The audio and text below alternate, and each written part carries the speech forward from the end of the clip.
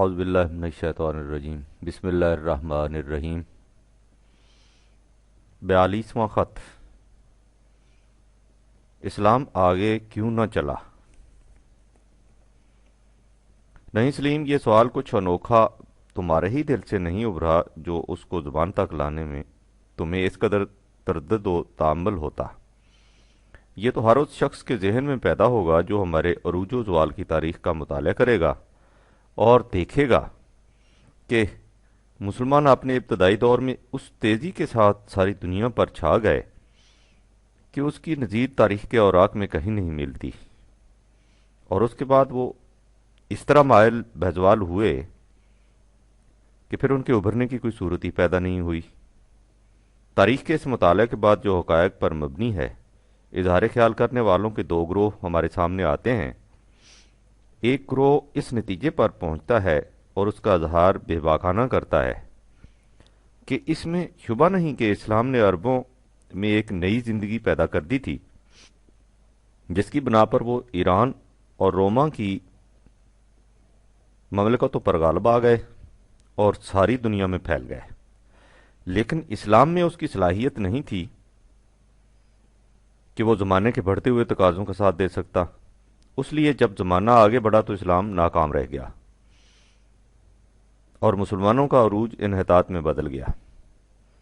اس کے بعد یہ گروہ تنزن کہتا ہے کہ اب جب کہ زمانہ اس قدر آگے نکل گیا ہے، اسی ناکام تجربے کے دہرانے کی کوشش کرنا حماقت ہے۔ دوسرا گروہ اس قدر بے باکی کی جرت تو نہیں کرتا، لیکن اس کے دل میں بھی یہ خیال ضرور پیدا ہوتا ہے کہ اگر اسلام ایک حقیقت ثابتہ تھا اور اس میں فی الواقع یہ صلاحیت تھی کہ وہ زمانے کے بڑھتے ہوئے تقاضوں کا ساتھ دے سکتا، تو وہ چند قدم چل کر رک کیوں گیا، برابر آگے کیوں نہ بڑھتا گیا؟ یہ خیال اس کے دل میں تعجب اور تشکیک کے ملے جلے جذبات ابھارتا ہے، جس کا نتیجہ یہ ہوتا ہے کہ اسلام کی ابدی صداقت کے متعلق ان کے ایمان میں تزلزل واقع ہو جاتا ہے۔ گروہ یہ ہو یا وہ، سوال بہرحال ایسا ہے جس پر گہرے غور و فکر کی ضرورت ہے اور جس کا اطمینان بخش جواب غیروں کے اعتراض کے مسقط جواب اور اپنوں کے شبہات کے ازالہ کا موجب ہوگا۔ اس لیے تم نے اچھا کیا کہ اسے بلا تکلف پوچھ کر یہ موقع بہم پہنچا دیا کہ میں اپنی بصیرت قرآنی کے مطابق اس مشکل عقدہ کو وا کرنے کی کوشش کروں۔ وما توفیقی الا باللہ العلی العظیم۔ سب سے پہلے تو یہ سمجھو سلیم کہ اسلام کسے کہتے ہیں۔ تمہیں معلوم ہے کہ اس کائنات میں خدا کے متعین کردہ غیر متبدل محکم اصول و قوانین کار فرما ہیں، جن کے مطابق یہ کارگاہ عظیم و عجیب اس حسن و خوبی سے چل رہا ہے۔ کائنات کی ہر شے ان قوانین خداوندی کے سامنے سر تسلیم خم کیے ہوئے ہے۔ وَلَهُ أَسْلَمَ مَنْ فِي السَّمَاوَاتِ وَالْأَرْضِ 3/83۔ کائنات کی پستیوں اور بلندیوں میں جو کچھ ہے سب اس کے قوانین کے سامنے جھکے ہوئے ہیں۔ وَهُمْ لَا يَسْتَكْبِرُونَ 16/49۔ یہ کبھی ان قوانین سے سرکشی نہیں برتتے۔ اسے کائناتی اسلام سمجھو۔ اس کے قوانین نہ آج ناکام ثابت ہوئے ہیں، نہ تھک کر کسی مقام پر رک گئے ہیں۔ یہ برابر آگے بڑھتے چلے جا رہے ہیں اور ان میں کسی قسم کا کوئی سکم یا خلفشار نہیں۔ ما ترا فی خلق الرحمن من تفاوت 67/3۔ تخلیق خداوندی میں تم کوئی جھول نہیں پاؤ گے۔ جس طرح خدا نے سلسلہ کائنات کے لیے غیر متبدل قوانین متعین کیے ہیں، اسی طرح اس نے انسانی دنیا کے لیے بھی ایسے محکم اصول اور مستقل اقدار بذریعہ وحی عطا کیے ہیں، جن کے مطابق زندگی بسر کرنے سے افراد اور اقوام زندگی کی ارتقائی منازل طے کرتے، آگے بڑھتے اور بلند ہوتے چلے جاتے ہیں۔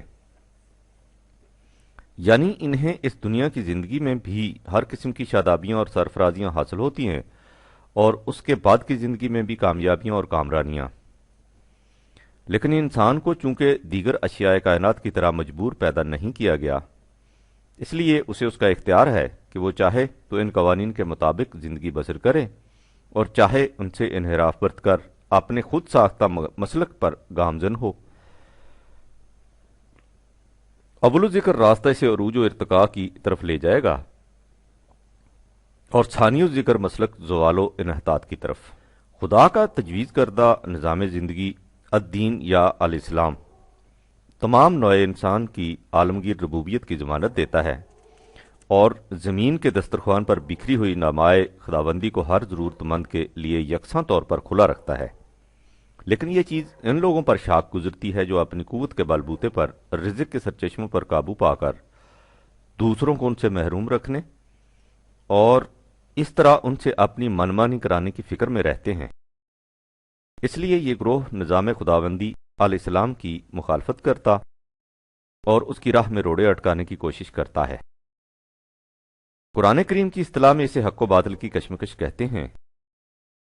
اس سے تم نے دیکھ لیا سلیم کہ الاسلام کائنات میں بھی کار فرما ہے اور انسانی دنیا میں بھی، اس فرق کے ساتھ کہ کائنات میں اس کی کہیں مخالفت نہیں ہوتی اور انسانوں کی دنیا میں اس کی مزاحمت ہوتی ہے۔ اب آگے بڑھو۔ تمہیں اس کا علم ہے کہ اگر بیج تندرست و توانا صالح ہو اور اسے ضروری سامان نشو و نما مل جائے تو اس میں سے کونپل پھوٹتی ہے اور آہستہ آہستہ اوپر کو ابھرتی ایک دن تنا آور درخت بن جاتی ہے۔ بالفاظ دیگر یوں کہا جائے گا کہ اس بیج میں اس کی صلاحیت ہوتی ہے کہ وہ اوپر کو ابھرے اور اپنی منزل مقصود تک پہنچ جائے۔ جن ابدی قوانین اور مستقل اقدار کا اوپر ذکر کیا گیا ہے اور جن کے مجموعہ کا نام الاسلام ہے، قرآن کریم کہتا ہے کہ ان میں اس امر کی صلاحیت ہے کہ وہ تمام موانعات کو راستے سے ہٹاتے ہوئے اوپر کو ابھریں اور اپنی منزل مقصود تک پہنچ کر رہیں۔ علیہ یسعد الکلم الطیب 35/10۔ ان خوشگوار نظریات حیات میں اس کی صلاحیت ہے کہ وہ خدا کی طرف اوپر کو اٹھتے جائیں، یعنی عروج و ارتقاء کی وہ آخری منزل جسے خدا نے ان کے لیے متعین کیا ہے، اس تک پہنچ کر رہیں۔ دوسرے الفاظ میں حق میں اس کی صلاحیت اور قوت ہے کہ وہ باطل کا مقابلہ کر کے اسے شکست دے اور اس طرح اپنے راستے پر چلتا جائے۔ قرآن کریم اس باب میں کہتا ہے بل نقذف بالحق علی الباطل فیدمغہ فاذا ہوا زاہق 21/18۔ ہم حق کا باطل پر نشانہ لگاتے رہتے ہیں تو حق باطل کا سر توڑ دیتا ہے اور اس طرح باطل شکست کھا کر بھاگ جاتا ہے، باطل راستے سے ہٹ جاتا ہے اور حق پھر اپنی منزل کی طرف رواں دواں چلے جاتا ہے۔ اس مقام پر تمہارے دل میں یقیناً یہ سوال پیدا ہوگا کہ ہمارا مشاہدہ تو اس کے خلاف ہے۔ ہم دیکھتے ہیں کہ دنیا میں باطل کا دور دورہ ہے، وہی ہر جگہ مسلط نظر آتا ہے، حق کہیں دکھائی نہیں دیتا۔ ظلم، استبداد، قہرمانیت، بددیانتی، دھوکہ فریب دنیا کے بازار ہیں، انہی کا سکہ رواں دواں ہے۔ تو پھر ہم کیسے سمجھ لیں کہ یہاں حق و باطل کی کشمکش جاری ہے، اور اس کشمکش میں حق ہمیشہ باطل پر غالب آتا ہے اور باطل خاسر و ناکام میدان چھوڑ جاتا ہے۔ تمہارا یہ شبہ بجا ہے، لیکن ایک غلط فہمی پر مبنی۔ اس غلط فہمی کے رفع ہو جانے سے اس شبہ کا ازالہ خود بخود ہو جائے گا۔ قرآن کریم کہتا ہے کہ خدا کے متعین کردہ تصورات حیات میں اس کی صلاحیت تو موجود ہے کہ وہ اپنے زور دروں سے تمام موانعات کو راستے سے ہٹاتے ہوئے آگے بڑھتے چلے جائیں، لیکن ان کی اس طرح آگے بڑھنے کی رفتار تمہارے اندازوں کے مطابق بڑی سست ہے۔ سورہ سجدہ میں ہے یدبر الامر من السماء الی الارض۔ خدا اپنے امر کی تدبیر سما سے ارض کی طرف کرتا ہے، یعنی خدا اپنی مشیت کے مطابق ایک سکیم تجویز کرتا ہے۔ اس کی یہ تجویز عالم امر میں ہوتی ہے جو انتہائی بلندیوں پر ہے، لیکن اس سکیم کو عملی تشکیل دینے کے لیے وہ اس کا آغاز پست ترین سطح سے کرتا ہے، جیسے وہ بیج جس میں شاہ بلوط کا تناور درخت بننے کی صلاحیت ہوتی ہے پہلے مٹی میں دبایا جاتا ہے۔ اس مقام سے اس شاہ بلوط کی نمود کی ابتدا ہوتی ہے۔ ثم یارج علیہ فی یوم کان مقدارہ الف سنۃ مما تعدون 32/5۔ پھر اسکیم اس کی طرف اٹھتی ہے ایک دن میں جس کی مقدار تمہارے حساب و شمار کے مطابق 1000 برس کی ہوتی ہے، یعنی خدا کی ہر اسکیم جو حق پر مبنی ہوتی ہے اپنے نقطۂ تکمیل تک پہنچ کر رہتی ہے۔ یہ نہیں ہو سکتا کہ وہ راستے کے موانعات سے مغلوب ہو کر ناکام یا ناتمام رہ جائے، لیکن اس کی ترقی کی یہ رفتار بڑی سست ہوتی ہے، جس کی وجہ سے وہ بظاہر آگے بڑھتی نظر نہیں آتی۔ یہ تو پھر بھی مجرد حقائق، ایبسٹریکٹ ٹروتھس کی بات ہے۔ نمود و ارتقاء کی رفتار تو محسوس مادی اشیاء میں بھی ایسی غیر مرئی، انویزیبل اور غیر محسوس ہوتی ہے کہ آنکھ اس کا اندازہ نہیں کر سکتی۔ علم الارتقاء آرگینک ایولیوشن کے ماہرین بتاتے ہیں کہ کسی ایک نوع میں ذرا سی تبدیلی کے لیے لاکھوں برس کی مدت درکار ہوتی ہے۔ یہ نہیں کہ ایک نوع لاکھ برس تک اسی حالت میں رہتی ہے اور پھر اس میں یکلخ تبدیلی پیدا ہو جاتی ہے، نہیں، بتدریج ہو رہی ہوتی ہے، لیکن اس کی رفتار ایسی غیر محسوس ہوتی ہے کہ اس تبدیلی کا احساس تک بھی نہیں ہو سکتا۔ کہیں لاکھوں برس میں جا کر وہ تبدیلی مشہود شکل میں سامنے آتی ہے۔ یہ ہے خدائی اسکیم کی وہ رفتار جس کا ایک ایک دن ہمارے حساب و شمار سے 1000 برس کا، اور قرآن کریم کے دوسرے مقام پر 70/4 کے مطابق 50 ہزار برس کا ہوتا ہے۔ تم اس سست روی کا اندازہ کرنا چاہو تو کسی پودے کے پاس بیٹھ جاؤ، ہفتوں، مہینوں، برسوں، دن رات اس کے پاس رہو، وہ اس دوران میں مسلسل آگے بڑھ رہا ہوگا، لیکن تمہیں اس کا احساس تک بھی نہ ہونے پائے گا کہ اس میں کوئی تبدیلی واقع ہو رہی ہے۔ لو، مجھے یاد آ گیا، پچھلے سال جب تم یہاں تھے تو تمہاری گھڑی کی منٹوں کی سوئی گر گئی تھی اور صرف گھنٹوں کی سوئی رہ گئی تھی۔ دن بھر گھڑی تمہارے سامنے رہتی تھی، گھنٹوں کی سوئی 1 سے 2، 2 سے 3، 3 سے 4 تک پہنچ جاتی تھی، لیکن تمہیں احساس تک بھی نہیں ہوتا تھا کہ گھڑی چل رہی ہے۔ حق و باطل کی کشمکش میں حق کا غلبہ اور باطل کی شکست اس آہستہ خرامی سے ہوتی ہے جس میں ایک ایک دن کی مدت ہمارے حساب و شمار کے مطابق 1000 سال کی ہوتی ہے۔ ہم تاریخ کے کسی ایک دور کو لیتے ہیں جو 10-20 برس پر مشتمل ہوتا ہے اور دیکھتے ہیں کہ اس میں باطل کا دور دورہ ہے۔ اس سے ہم اس نتیجہ پر پہنچ جاتے ہیں کہ غلبہ باطل ہی کا رہتا ہے۔ اگر ہم 1000 سال کی تاریخ کا دکھتے نظر سے مطالعہ کریں تو یہ حقیقت ابھر کر سامنے آ جائے گی کہ جب خدا کے متعین کردہ کسی اصول کے ساتھ انسانوں کے خود ساختہ نظام کا ٹکراؤ ہوتا ہے، آخر الامر غلبہ خدائی اصول کو ہوا ہے اور انسانی نظام ناکام رہا ہے۔ اس کی مثالیں ذرا آگے چل کر تمہارے سامنے آئیں گی۔ کیونکہ مسئلہ ذرا مشکل اور بات دقیق ہے، اس لیے میں چاہتا ہوں کہ جو کچھ اس وقت تک کہا جا چکا ہے اسے مختصر الفاظ میں دہرا دوں۔ میں نے کہا یہ ہے کہ اسلام ان غیر متبدل اصولوں کا مجموعہ ہے جسے اللہ تعالیٰ نے انسانوں کی رہنمائی کے لیے بذریعہ وحی عطا کیا ہے تاکہ اس کے مطابق زندگی بسر کر کے کاروان انسانیت اپنی منزل مقصود تک پہنچ جائے۔ مفاد پرست گروہ اس ضابطۂ خداوندی کی مخالفت کرتے ہیں اور اس طرح حق و باطل میں کشمکش کا سلسلہ شروع ہو جاتا ہے۔ حق میں اس امر کی صلاحیت ہے کہ وہ باطل کو شکست دے کر اپنی منزل کی طرف بڑھتا جائے، لیکن اس کی رفتار اتنی سست ہوتی ہے کہ اس کا ایک ایک دن ہمارے حساب و شمار کے مطابق 1000 سال کا ہوتا ہے۔ لیکن اس کے ساتھ قرآن کریم کچھ اور بھی کہتا ہے، اور وہ اس سلسلہ کی بڑی اہم کڑی ہے۔ سورہ فاطر کی جو آیت پہلے درج کی جا چکی ہے، اس کا اگلا حصہ یوں ہے: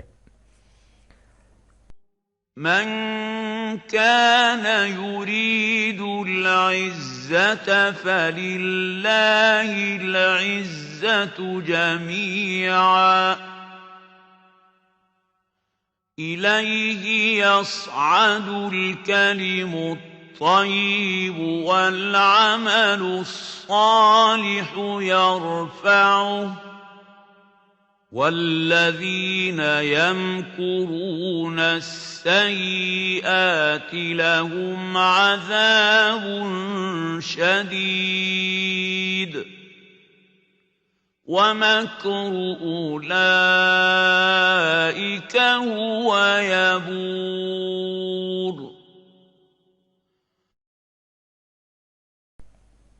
35/10 خوشگوار نظریات زندگی میں اس کی صلاحیت ہوتی ہے کہ وہ اپنے نصب العین کی طرف بلند ہوتے جائیں، لیکن اگر ان کے ساتھ انسان کے اعمال صالحہ کی تائید بھی شامل ہو جائے تو اس سے انہیں مزید ارتفاع بلندی حاصل ہو جاتی ہے۔ اس سے سلیم بات صاف ہوگی، یعنی قوانین خداوندی اپنی عام سست رفتار سے خود بخود چلتے رہتے ہیں، لیکن اگر کبھی ایسا ہو کہ انسانوں کی کوئی جماعت انہیں اپنے ہاں عملاً نافذ کر کے معاشرہ کو ان کے خطوط پر متشکل کر لے تو ان کی رفتار بڑی تیز ہو جاتی ہے، اور ان کے جو نتائج ہزار برس میں جا کر ظہور میں آنے تھے وہ دنوں کے اندر سامنے آ جاتے ہیں۔ یوں سمجھو کہ عام حالات میں انسانی معاشرہ میں تبدیلیاں ارتقائی طور پر بائی ایولیوشن نمودار ہوتی ہیں، لیکن انسانی جماعت کی رفاقت سے یہ تبدیلیاں انقلابی طور پر ظہور میں آ جاتی ہیں، یا علم الارتقاء کی اصطلاح میں یہ تبدیلیاں فجائی ارتقاء سے بائی ایمرجنٹ ایولیوشن نمودار ہو جاتی ہیں۔ اس ضمن میں ایک اور نقطہ بھی سمجھنے کے قابل ہے، جب خدا کے ابدی حقائق اپنی عام رفتار سے زیادہ پیما ہوتے ہیں تو ذہن انسانی عام طور پر انہیں اپناتا جاتا ہے، یعنی اگر ایک تبدیلی نے 1000 برس میں جا کر نمودار ہونا ہے تو اس طویل مدت میں ذہن انسانی کی سطح بھی اتنی اونچی ہو جاتی ہے کہ وہ اس بلند تصور کو اپنا سکے۔ لیکن جب کسی خاص جماعت کے اعمال صالحہ سے یہ حقائق غیر معمولی رفتار سے آگے بڑھ جائیں تو اس جماعت سے باہر کے انسانوں کی ذہنی سطح اتنی اونچی نہیں ہوتی کہ وہ ان حقائق کے ہمدوش ہو جائے، اس لیے وہ حقائق ان انسانوں کے لیے غیر مانوس رہتے ہیں۔ مثلا اگر ہم کسی بچے کی تعلیم کا سلسلہ جاری کریں اور اس سے بتدریج آگے بڑھاتے چلے جائیں تو وہ ایک دن نہایت آسانی سے ایم اے کے مشکل ترین اسباق کو سمجھ لے گا اور اسے اس کا احساس بھی نہیں ہوگا کہ اس کے سامنے کوئی مشکل سوال آ گیا ہے، لیکن اگر 10ویں جماعت میں ایم اے کا کورس اس کے سامنے رکھ دیا جائے تو اس کا ذہن اسے اپنے لیے غیر مانوس پائے گا۔ اگر ہم چاہیں کہ اسے 10 سال میں ایم اے تک پہنچائیں تو شروع ہی سے اس کی تعلیمی رفتار کو اسی نسبت سے تیز تر کرنا ہوگا، جس کے لیے خاص انتظامات و اہتمامات کی ضرورت ہوگی۔ انسانی عقل کا طریق تجرباتی ہے، وہ ٹرائل اینڈ ایرر سے کسی نتیجہ تک پہنچتی ہے، وہ ایک نظریہ وضع کرتی ہے، پھر اس پر عمل پیرا ہوتی ہے۔ سینکڑوں برس کے تجربات کے بعد جا کر معلوم ہوتا ہے کہ اس نظریہ نے صحیح نتائج پیدا نہیں کیے۔ اس طرح جب وہ نظریہ غلط ثابت ہوتا ہے تو عقل انسانی دوسرا نظریہ وضع کرتی ہے۔ اس طرح پہم تجربات کے بعد کہیں صدیوں میں جا کر وہ صحیح نظریہ تک پہنچتی ہے۔ اس وقت یہ نظریہ اس کے لیے غیر مانوس نہیں ہوتا، اس تمام دوران میں ذہن اسے اپنا چکا ہوتا ہے۔ اس کے برعکس وحی خداوندی کی روح سے صحیح نظریات زندگی بیک وقت انسانوں کے پاس آ جاتے ہیں۔ اس لیے انسانی ذہن کو ان سے مانوس کرنے کے لیے خاص کوشش کی ضرورت ہوتی ہے۔ اس کی تفصیل ذرا آگے چل کر سامنے آئے گی۔ اس طویل تمہید کے بعد سلیم تم اصل سوال کی طرف آؤ۔ خدا کے ابدی قوانین علیہ السلام اپنی معمولی رفتار سے خرامہ چلے آ رہے تھے۔ جس حد تک ذہن انسانی انہیں اپنا چکا تھا وہ اس حد تک ان سے مانوس تھا، ان کا باقی حصہ ہنوز ان کی دسترس سے باہر تھا۔ اتنے میں سرزمین عرب میں نبی اکرم کا ظہور قدسی ہوا۔ اللہ تعالیٰ نے اپنے ابدی قوانین علیہ السلام کا مجموعہ بذریعہ وحی حضور کو عطا فرمایا۔ ان قوانین کا جو حصہ ہنوز ذہن انسانی کی دسترس سے باہر تھا، حضور کے مخاطبین نے اسے اپنے لیے غیر مانوس پایا اور اس کی مخالفت شروع کر دی۔ آپ نے اپنی بے مثال تعلیم اور بے نظیر عمل سے اسے سمجھانے کی کوشش کی کہ وہ حقائق کس طرح سے شرف انسانیت کے ضامن اور اس کی فلاح و بہبود کے کفیل ہیں۔ جن سعید روحوں نے اپنے تعصب کو ایک طرف رکھ کر انہیں سمجھنے کی کوشش کی، ان کی سمجھ میں یہ بات آ گئی اور وہ حضور سے متفق ہو گئے۔ اس طرح مومنین کی جماعت حضور کے گرد جمع ہوتی چلی گئی۔ اس جماعت کے اعمال صالحہ تعمیری پروگرام نے خدا کے ابدی حقائق کی رفتار میں تعجب انگیز تیزی پیدا کر دی، اور دیکھتے ہی دیکھتے ان سے ایسے محیر العقول نتائج مرتب ہو کر سامنے آئے کہ تاریخ کے اوراق میں اس کی مثال نہیں ملتی۔ یہ کچھ کسی مافوق الفطرت یا غیر معمولی اسباب کی روح سے ظہور میں نہیں آیا تھا، یہ خدا کے اسی ابدی قانون کے مطابق ہوا تھا جس کے متعلق اس نے کہا تھا کہ علیہ یسعد الکلم الطیب والعمل الصالح یرفعہ۔ خوشگوار نظریات حیات اپنے زور دروں سے اس کی طرف اٹھتے چلے جاتے ہیں، اور انسانوں کے اعمال صالح انہیں طرفہ بلندی عطا کر دیتے ہیں۔ یہ سب کچھ اس جماعت کے اعمال صالح کی روح سے ہوا تھا، جنہوں نے ان قوانین کی رفتار میں ایسی غیر معمولی تیزی پیدا کر دی تھی کہ ان کے جو نتائج کئی ہزار برس میں جا کر محسوس طور پر سامنے آنے تھے وہ چند دنوں میں مشہود ہو گئے۔ اگر یہ سلسلہ اسی طرح قائم رہتا تو یہ حقائق اسی تیز رفتاری سے آگے بڑھتے چلے جاتے، اور سوچو سلیم کہ اس طرح انسان اس وقت تک کہاں پہنچا ہوتا، لیکن تھوڑے ہی عرصہ بعد یہ سلسلہ منقطع ہو گیا۔ انسانی جماعت کے اعمال صالح ان حقائق کے ساتھ نہ رہے، لہذا ان حقائق نے پھر اپنی سابقہ معمولی رفتار سے چلنا شروع کر دیا۔ یہ تھوڑا سا زمانہ جس میں ان حقائق کے نتائج انسانی حساب و شمار کے مطابق سامنے آ گئے تھے، وہ زمانہ ہے جس کے متعلق دنیا کے مورخین اور مفکرین یہ کہتے ہیں کہ اسلام صرف اس وقت تک کامیاب رہا، اس کے بعد ناکام ہو گیا۔ حالانکہ جو کچھ فی الحقیقت ہوا وہ صرف اس قدر ہے کہ اسلام اپنی معمولی رفتار ہزار برس کے ایک ایک دن سے چلا آ رہا تھا، درمیان میں اسے خارجی قوت مل گئی جس سے اس کی رفتار میں غیر معمولی تیزی پیدا ہو گئی۔ بعد میں وہ خارجی قوت الگ ہو گئی اور اسلام پھر وہی اپنی سابقہ رفتار سے چلنے لگ گیا۔ باللفاظ دیگر نہر اپنی معمولی رفتار سے بہہ رہی تھی، ایک مقام پر ٹھوکر کی وجہ سے اس کی رفتار غیر معمولی طور پر تیز ہو گئی۔ جب یہ خارجی تحریک امپورٹس ختم ہو گیا تو وہ اپنی سابقہ رفتار سے بہنے لگ گئی۔ یہ کہنا کہ نہر صرف اتنے وقت تک بہتی رہی جب تک اس کی لہروں سے اس کی رفتار محسوس طور پر نظر آتی تھی، اور اس کے بعد جوئے رواں کی بجائے ساکت و ساکن جوہر بن گئی، کم نگہی کی دلیل ہے۔ جو کچھ اوپر کہا گیا ہے اس میں 3-4 باتیں مزید غور کے قابل ہیں۔ وہ کیا چیز تھی جس سے اس خاص دور میں انسانوں کی ایسی جماعت پیدا ہو گئی جس کے اعمال صالح خدائی قوانین کے لیے اس قدر تحرک کا موجب بن گئے؟ بعد میں وہ چیز باقی کیوں نہ رہی؟ اگر وہ چیز باقی نہیں رہی تو پھر اس زمانے کے عام انسانی ذہن نے ان بلند حقائق کو اپنا کیوں نہ لیا، اور اس کا کیا ثبوت ہے کہ یہ قوانین خداوندی بعد میں پھر اپنی سابقہ رفتار سے چلنے لگ گئے اور اب تک چلے جا رہے ہیں؟ یعنی یہ نہر جوئے رواں ہے، ساکن جوہر نہیں، جو ایک مقام پر رک کر کھڑی ہو گئی ہو اور آگے چلنے کے قابل نہ رہی ہو۔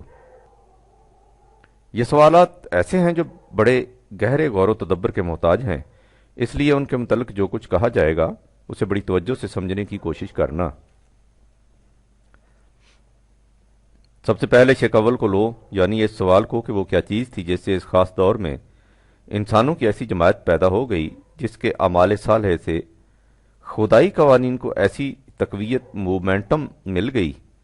یہ چیز سلیم بڑی صاف اور سیدھی تھی۔ قرآن کریم نے اسے چند الفاظ میں بیان کر دیا ہے، جہاں کہا گیا ہے کہ نبی اکرم کا طریق عمل یہ تھا، یتلو علیہم آیاتہ یزکیہم ویعلمہ الکتاب والحکمہ۔ 63/2۔ اس پروگرام کے 3 حصے ہیں۔ پہلا حصہ یہ کہ آپ لوگوں کے سامنے قرآن پیش کرتے تھے، یعنی جن لوگوں کو اس تحریک میں شامل ہونے کی دعوت دی جاتی تھی ان کے سامنے قرآن کریم اور خالص قرآن کریم پیش کیا جاتا تھا۔ اس میں انسانی خیالات، تصورات، نظریات، معتقدات کی قطعاً آمیزش نہیں ہوتی تھی۔ نبی اکرم کو خدا کی طرف سے قرآن کریم ملتا تھا اور اسی کو لوگوں کے سامنے پیش کیا جاتا تھا۔ یہ دعوت علی وجہ البصیرت دی جاتی تھی۔ قل هذه سبيلي أدعو إلى الله على بصيرة أنا ومن اتبعني وسبحان الله وما أنا من المشركين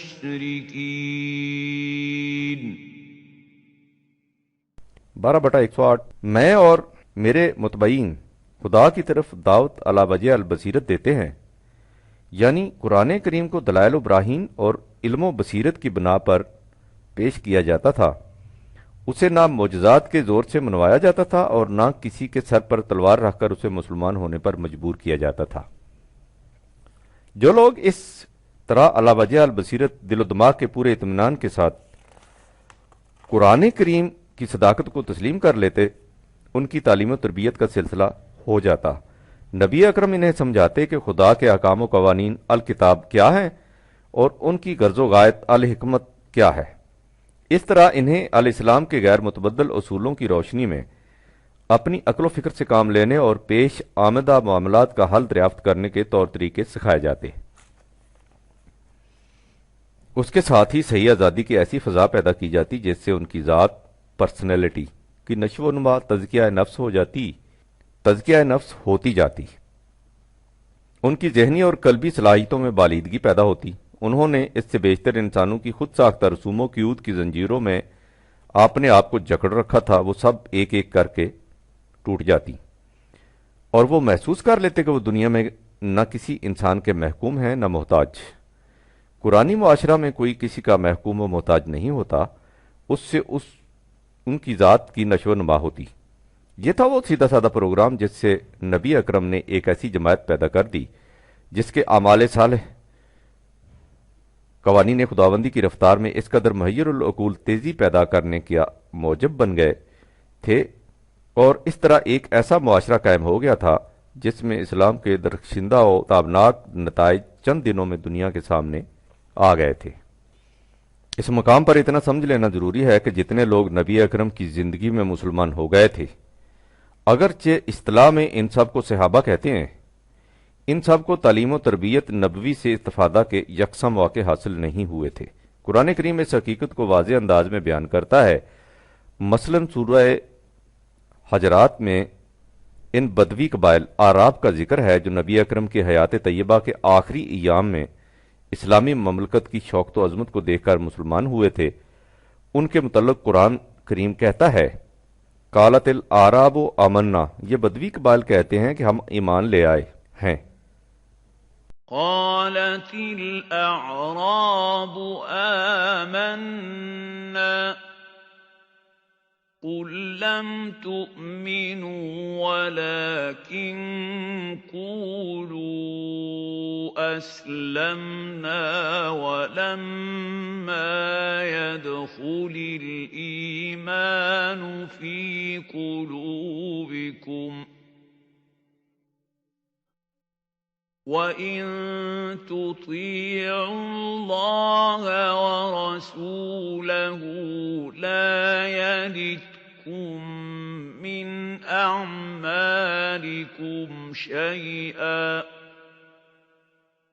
إِنَّ اللَّهَ غَفُورٌ رَّحِيمٌ 49/14 ان سے کہو کہ تم ایمان نہیں لائے، تم یہ کہو کہ ہم اسلامی مملکت کے مطیع و فرما بردار ہو گئے ہیں۔ ایمان تمہارے دل کی گہرائیوں میں نہیں اترا، یہ تو بدوی قبائل کے متعلق تھا۔ خود قریش کے متعلق جو صلح حدیبیہ یا فتح مکہ کے بعد مسلمان ہوئے تھے، فرمایا وَمَا لَكُمْ أَلَّا تُنْفِقُوا فِي سَبِيلِ اللَّهِ وَلِلَّهِ مِيرَاثُ السَّمَاوَاتِ وَالْأَرْضِ لا يستوي منكم من أنفق من قبل الفتح وقاتل أولئك أعظم درجة من الذين أنفقوا من بعد وقاتلوا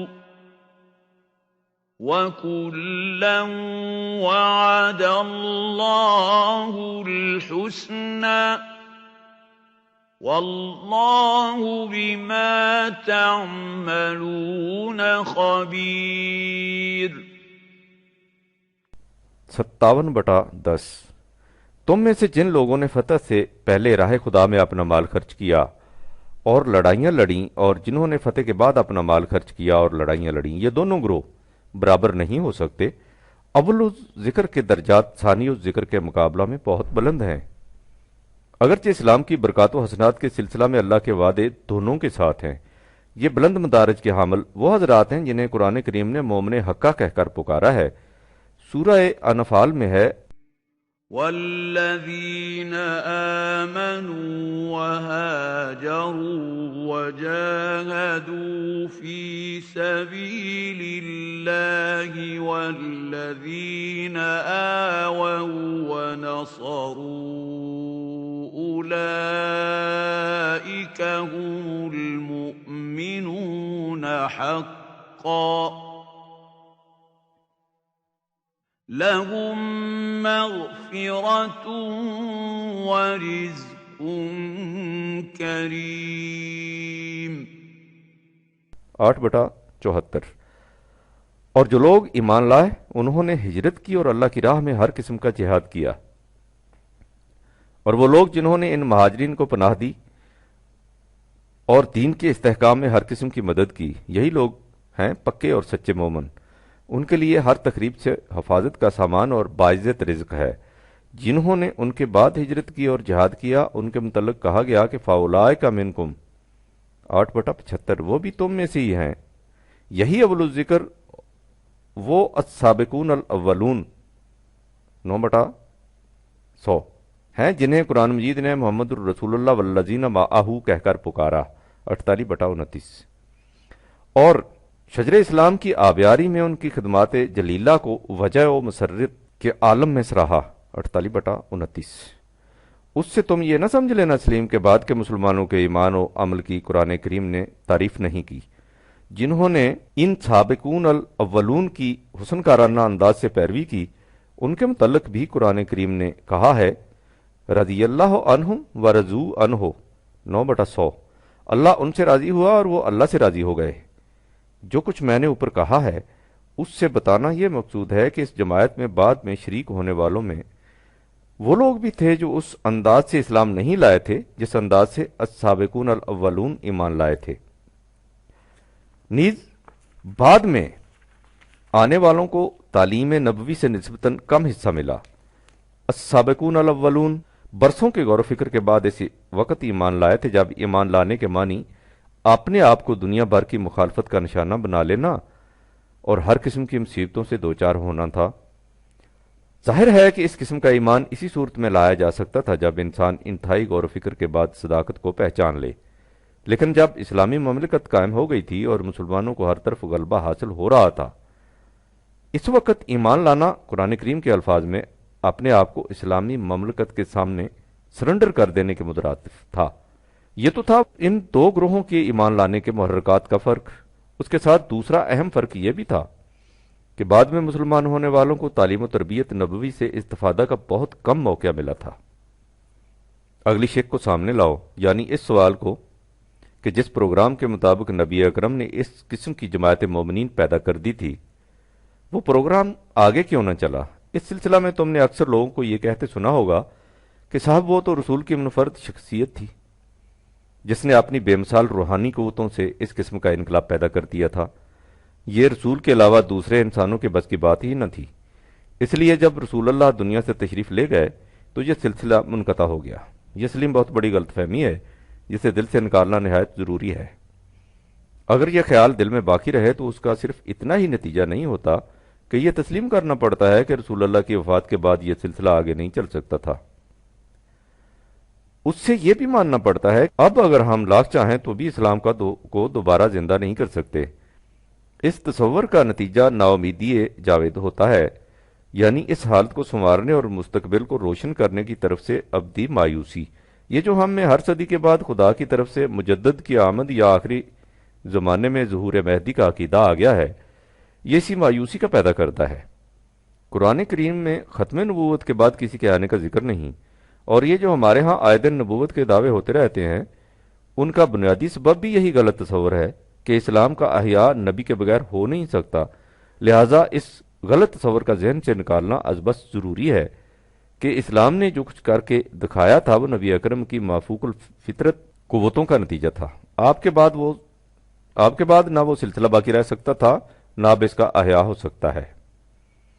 اللہ تعالیٰ نے نبی اکرم کی زبان مبارک سے جو کہلوایا ہے کہ قل انما انا بشر مثلكم يوحى الي انما الهكم اله واحد فمن كان يرجو لقاء ربه فليعمل عملا صالحا ولا يشرك بعبادة ربه أحدا۔ 18/110 حقیقت یہ ہے کہ میں تمہارے جیسا ایک انسان ہوں، اس فرق کے ساتھ کہ مجھ پر خدا کی طرف سے وحی ہوتی ہے۔ تو یہ اس بنیادی غلط فہمی کو دور کرنے کے لیے ہے۔ قرآن کریم نے بتایا ہے کہ نبی اکرم کو خدا کی طرف سے وحی ملتی تھی۔ حضور کی یہ وہ خصوصیت تھی جس میں کوئی دوسرا شریک نہیں ہو سکتا تھا۔ یہ خصوصیت مافوق الفطرت تھی، لیکن اس کے بعد اسلام کو ایک عملی نظام کی صورت میں متشکل کرنے کے لیے آپ نے جو کچھ کیا وہ کسی مافوق الفطرت قوت کی بنا پر نہیں کیا، وہ بشری حیثیت سے کیا۔ یہی وجہ ہے کہ قرآن کریم بار بار اعلان کرتا ہے کہ حضور کو قرآن کریم کے علاوہ اور کوئی معجزہ نہیں دیا گیا۔ نبی اکرم کی وفات کے بعد خدا کی طرف سے وحی دیے جانے کا سلسلہ تو ختم ہو گیا، لیکن اس وحی کو ایک عملی نظام بنانے کے لیے آپ نے جو کچھ بشری حیثیت سے کیا وہ سلسلہ بدستور آگے چلا۔ خلافت یعنی آپ کی جانشینی اسی حیثیت سے اور اسی مقصد کے لیے تھی۔ یہی وہ حقیقت ہے جسے قرآن کریم نے یہ کہہ کر واضح کر دیا تھا کہ وَمَا مُحَمَّدٌ إِلَّا رَسُولٌ قَدْ خَلَتْ مِن قَبْلِهِ الرُّسُلُ أَفَإِن مَّاتَ أَوْ قُتِلَ انقَلَبْتُمْ عَلَىٰ أَعْقَابِكُمْ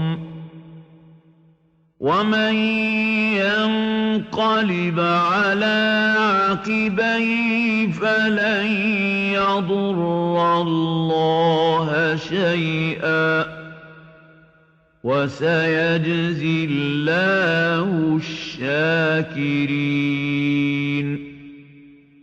3/144 محمد بجز اینیست کے خدا کا ایک رسول ہے، اس سے پہلے بھی کئی رسول ہو گزرے ہیں، سو اگر یہ کل کو مر جائے یا قتل کر دیا جائے تو کیا تم یہ سمجھ کر کہ یہ سلسلہ تو آپ کی ذات تک ہی محدود تھا اپنی پہلی روش کی طرف پلٹ جاؤ گے؟ اس سے صاف ظاہر ہے کہ یہ سلسلہ حضور کی ذات کے ساتھ ختم ہونے والا نہیں، اسے آگے چلنا تھا اور نبی کے بغیر یہ آگے چل سکتا تھا۔ آپ نے جو فرمایا تھا کہ ادعو الی اللہ علی بصیرۃ، میں تمہیں اللہ کی طرف علی وجہ البصیرت دعوت دیتا ہوں، تو اس کے بعد انا و من اتبعنی کا اضافہ کیا تھا 12/108، یعنی میں بھی ایسا کرتا ہوں اور میرے متبعین بھی ایسا ہی کریں گے۔ نبی اکرم کے متعلق قرآن کریم نے کہا ہے کہ یامرو بالمعروف و ینہاہم عن المنکر 7/156، وہ معروف کا حکم دیتا ہے اور منکر سے روکتا ہے، اور یہی فریضہ آپ کی امت کا بھی قرار دیا ہے جب کہا ہے کہ کنتم خیر امت اخرجت للناس تامرون بالمعروف و تنہون عن المنکر 3/110، تم بہترین امت ہو جسے نوع انسانی کی بھلائی کے لیے پیدا کیا گیا ہے، تم معروف کا حکم دیتے ہو اور منکر سے روکتے ہو۔ لہٰذا یہ سمجھنا غلط ہے کہ تلاوت آیات قرآنی، تعلیم کتاب و حکمت اور تزکیہ قلوب و اذہان کا جو پروگرام حضور نے اختیار فرمایا تھا وہ آپ کی ذات تک محدود تھا، آگے نہیں بڑھ سکتا تھا۔ وہ آگے بڑھا اور شجر اسلام نے جو ثمرات عہد نبوی میں دینے شروع کیے تھے ان کا سلسلہ بدستور قائم رہا، لیکن کچھ وقت کے بعد یہ سلسلہ منقطع ہو گیا۔ اس کی وجوہات حسب ذیل ہیں۔ رسول اللہ کی حیات طیبہ میں یہ سلسلہ دعوت و تبلیغ پہلے مکہ اور اس کے گرد و نواح تک محدود رہا، اس کے بعد مدینہ اور اس کے گرد و پیش تک جن حضرات کی تعلیم و تربیت اس دوران میں ہوئی، اسلام کے حقائق و تصورات ان کے قلب و دماغ میں پختگی سے مرتسم ہو گئے۔ بعد میں جب پورا عرب مسلمان ہو گیا تو ان کی حالت وہی تھی جن کی طرف قرآن کے اعراب کے مسلمان ہونے کے ضمن میں اشارہ کیا ہے۔ جیسا کہ میں ابھی کہہ چکا ہوں، ایک تو ان کے مسلمان ہونے کے محرکات اور تھے، یعنی ابتدائی حضرات ایک مدت تک غور و فکر کے بعد اسلام میں علی وجہ البصیرت قبول کرتے تھے، لیکن بعد کے مسلمان قرآن کریم کے الفاظ میں اسلامی مملکت کے مطیع و فرما بردار ہو گئے تھے۔ ایمان ان کی دل کی گہرائیوں میں داخل نہیں ہوا تھا۔ دوسرے یہ کہ بدقسمتی سے انہیں تعلیم و تربیت نبوی سے استفادہ کا موقع کم ملا تھا۔ ان کی تعداد زیادہ تھی اور یہ ملک کے وسیع رقبے پر پھیلے ہوئے تھے۔ نیز ان کے بعد نبی اکرم زیادہ عرصہ تک اس دنیا میں تشریف فرما نہ رہے، حضور کی وفات جلدی ہو گئی۔ یہ حالت خود نبی اکرم کی حیات مقدسہ کے آخری ایام میں تھی۔ حضرت ابو بکر کے زمانہ خلافت میں فتوحات کا سلسلہ آگے بڑھا اور حضرت عمر کے زمانہ میں اس کی حدود بہت وسیع ہو گئیں۔ ان کے زمانہ میں مملکت اسلامی 22 لاکھ مربع میل سے بھی زیادہ رقبہ پر پھیلی ہوئی تھی۔ ایران کی پوری مملکت اور روما کا بیشتر حصہ پرچم اسلامی کے زیر سایہ آ گیا تھا۔ اگر ان علاقوں کے باشندے مملکت اسلامی سے صرف معاہدات کرتے اور اپنے مذہب پر قائم رہتے تو صورت حالات اور ہوتی، لیکن یہ سب کے سب مسلمان ہو گئے، اس سے نقشہ بدل گیا۔ ظاہر ہے کہ یہ لوگ بالکل اسی طرح مسلمان ہوئے تھے جس طرح قرآن کریم میں بیان کردہ اعراب مسلمان ہوئے تھے، بلکہ ان کی حالت ان سے بھی کئی گزری تھی۔ وہ تو پھر بھی برسوں سے اپنے گرد و پیش صحیح مسلمانوں کو دیکھ رہے تھے اور اسلامی تصورات کا چرچا سن رہے تھے۔ ان نو مسلموں کو یہ بات بھی میسر نہیں ہوئی تھی۔ ان نو مسلموں کی تعداد اس قدر کثیر، رقبہ اس قدر وسیع اور اس زمانے میں وسائل رسل و رسائل اس قدر محدود، ظاہر ہے کہ ان کی تعلیم و تربیت اس انداز سے ناممکن نہیں تو بے حد مشکل ضرور تھی جس انداز سے السابقون الاولون کی طرف تعلیم و تربیت ہوئی تھی۔ حضرت عمر کو اس کا بڑا خیال تھا اور وہ اس کے متعلق بہت کچھ سوچتے تھے۔ یہی وہ مقامات ہیں جن کی نزاکت اور اہمیت کے پیش نظر قرآن کریم نے سورہ النصر میں یہ کہہ کر تاکید کی ہے کہ اذا جاء نصر اللہ والفتح ورأیت الناس یدخلون فی دین اللہ افواجا، جب خدا کی فتح و نصرت آ جائے اور تو دیکھے کہ لوگ خدا کے دین میں فوج در فوج داخل ہو رہے ہیں، تو اس وقت یہ نہ سمجھ لو کہ مقصد پورا حاصل ہو گیا بلکہ ہمارا پروگرام ختم ہو گیا۔ نہیں، اس وقت تو اپنے پروگرام پر اور شدت سے عمل کرنے کی ضرورت ہوتی ہے۔ اس لیے فسبح بحمد ربک کا وقت استغفرہ انہ کان توابا 110/1-3۔ اس وقت اپنے نشو و نما دینے والے کی حمدیت کے پروگرام میں اور زیادہ سرگرمی دکھاؤ، اس سے حفاظت کا سامان طلب کرو اور اپنی رحمت کے ساتھ تمہاری طرف رجوع کرنے والا۔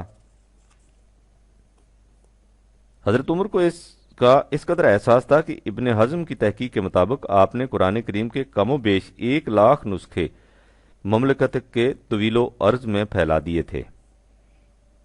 اس کے بعد ان کے سامنے تعلیم و تربیت کا مزید پروگرام بھی تھا، لیکن امت اور اس کے ساتھ عالم انسانیت کی انتہائی بدقسمتی قبل اس کے کہ وہ اپنے پیش نظر پروگرام کو عمل میں لاتے، وہ غیر متوقع طور پر بے وقت شہید کر دیے گئے۔ 9 مسلموں کا یہ پورے کا پورا پزاوا ناپختہ رہ گیا۔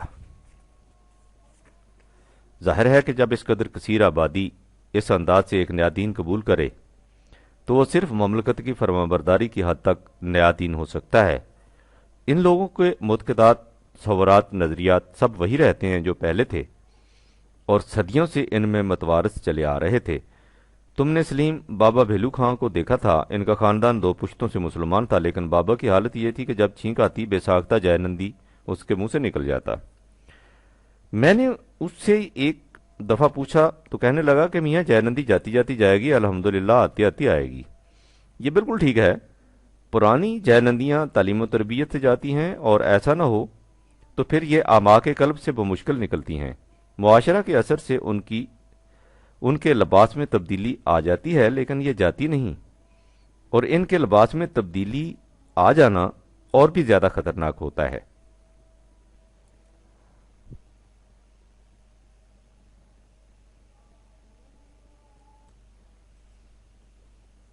یہ تو ان نومسلم ممالک کے عوام کی حالت تھی۔ جہاں تک ان کے اوپر کے طبقے کا تعلق تھا، بات اور بھی گہری تھی۔ انہوں نے ان عربوں سے شکست کھائی تھی جنہیں وہ ابھی تک کل تک وحشی اور جنگلی شمار کیا کرتے تھے، اور شکست بھی ایسی جس سے ان کی اس قدر وسیع سلطنت اور ایسی قدیم تہذیب کا خاتمہ ہو گیا۔ وہ ہونے کو تو مسلمان یعنی اسلامی مملکت کے فرما بردار ہو گئے، لیکن اس شکست اور محکومی کا احساس ان کے دل میں کانٹے کی طرح کھٹکتا تھا، اور اپنے حریف عربوں کی شان و شوکت کے منظر سے ان کے سینے میں انتقام کی آگ بھڑک اٹھتی تھی۔ انہوں نے یہ انتقام 2 طرح سے لیا، ایک تو بساط سیاست پر، جہاں انہوں نے اپنی ریشہ دوانیوں سے امت واحدہ کے ٹکڑے ٹکڑے کر دیے، اور دوسرے مذہب کے میدان میں وہ اچھی طرح جانتے تھے کہ جس چیز نے عربوں کو اس قدر قوت اور اقتدار عطا کر دیا ہے وہ اسلام کے حقائق ہیں۔ جب ہرمزان پابجولاں حضرت عمر کے سامنے آیا اور آپ نے اس سے پوچھا کہ اس کی کیا وجہ ہے، کہ کل تک تمہاری قوت کا یہ عالم تھا کہ عرب تمہاری سرحدوں کی طرف آنکھ اٹھا کر دیکھنے کی جرت نہیں کر سکتے تھے، اور اب یہ کیفیت ہے کہ تم کسی میدان میں بھی ان کے سامنے نہیں ٹھہر سکتے، تو اس نے جو کچھ جواب میں کہا وہ سلیم سننے کے قابل ہے۔ اس نے کہا، کل تک طاقت کا مقابلہ طاقت سے تھا، جس میں ہم بہت آگے تھے۔ خدا نہ تمہارے ساتھ تھا نہ ہمارے ساتھ۔ اب جس وقت ہم میں اور تم میں مقابلہ ہوتا ہے تو تمہارے ساتھ خدا ہوتا ہے اور ہمارے ساتھ نہیں ہوتا۔ یہ بات اس نے بڑے پتے کی کہی تھی کہ اہل ایران کے ارباب فکر و نظر کا طبقہ خوب سمجھتا تھا کہ یہ خدا کے ابدی قوانین ہیں جن کی اتباع سے اس قوم میں اس قدر انقلاب واقع ہو گیا ہے۔ اس لیے انہوں نے اپنا بدلہ لینے کے لیے اسکیم ہی یہ سوچی کہ ان لوگوں کو قوانین خداوندی کتاب اللہ سے دور ہٹا دیا جائے۔ اس کے لیے انہوں نے یہ کیا کہ تمام غیر اسلامی معتقدات اور تصورات کو اسلام کا لبادہ اڑا کر مسلمانوں کے معاشرے میں داخل کرتے چلے گئے، اور اس طرح خدا کے ابدی قوانین کی جگہ انسانوں کے خود ساختہ قوانین و تصورات نے لے لی۔ اس وقت جو اسلام دنیا میں رائج ہے اس کا بیشتر حصہ انہی قوانین و تصورات پر مشتمل ہے۔ اس حقیقت کو مصری مورخ محمد حسین ہیکل نے اپنی مشہور کتاب عمر فاروق اعظم میں عمدہ انداز سے بیان کیا ہے۔ اس نے پہلے ان خیالات کو پیش کیا ہے جو اس موضوع پر تاریخ المورخ ہسٹیرینز ہسٹری آف دا ورلڈ میں درج ہیں، اور اس کے بعد اپنی رائے لکھی ہے۔ تاریخ المورخ کا بیان ہیکل کے الفاظ میں یہ ہے کہ ایرانیوں کی مذہب کی اس تبدیلی کا اثر سیاسی پہلو پر بھی پڑا، چنانچہ جب ایرانیوں نے مدینہ اور دمشق کی حکومتوں کے خلاف بغاوت کی تو وہ حضرت محمد کے چچا زاد بھائی اور شرعی وارث حضرت علی عربی کے گرد جمع ہو گئے، جنہیں خلافت سے دور رکھا گیا تھا، اور ان کے چاروں طرف جلال و تقدس کا وہ حالہ قائم کر دیا گیا جو ان کے اسلاف اپنے قومی بادشاہوں کے گرد قائم کرتے چلے آئے تھے۔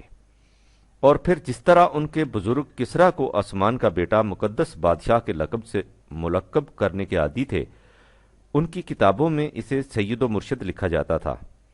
اسی طرح انہوں نے بھی اپنے اسلام کے زمانے میں حضرت علی کو امام کا لقب دے دیا، جو اپنی سادگی کے باوجود بڑے اہم معانی کا مالک ہے اگر اس کے حامل میں دنیوی اقتدار اور عقلی برتری جمع ہو جائیں۔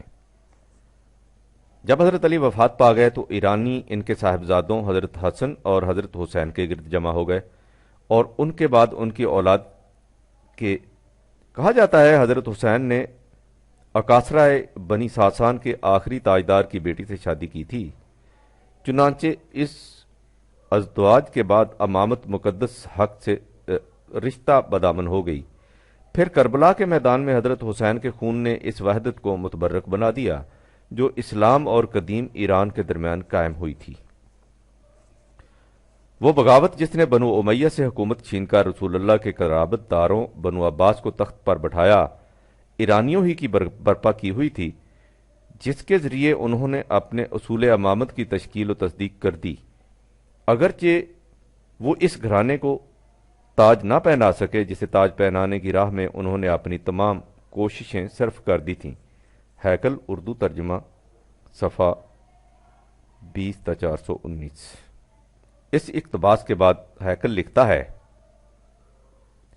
یہ واقعات جو تاریخ المؤرخ میں لکھے ہیں اور جن کا ذکر تمام مورخین نے کیا ہے، عہد فاروقی کے بعد پیش آئے۔ یہاں ہم نے ان کا ذکر پڑھنے والوں کی توجہ اس حقیقت کی طرف منعطف کرنے کے لیے کیا ہے کہ ایرانیوں کے دل شروع ہی سے عربی حکومت پر مطمئن نہیں تھے، بلکہ وہ اس سے ابا کرتے تھے۔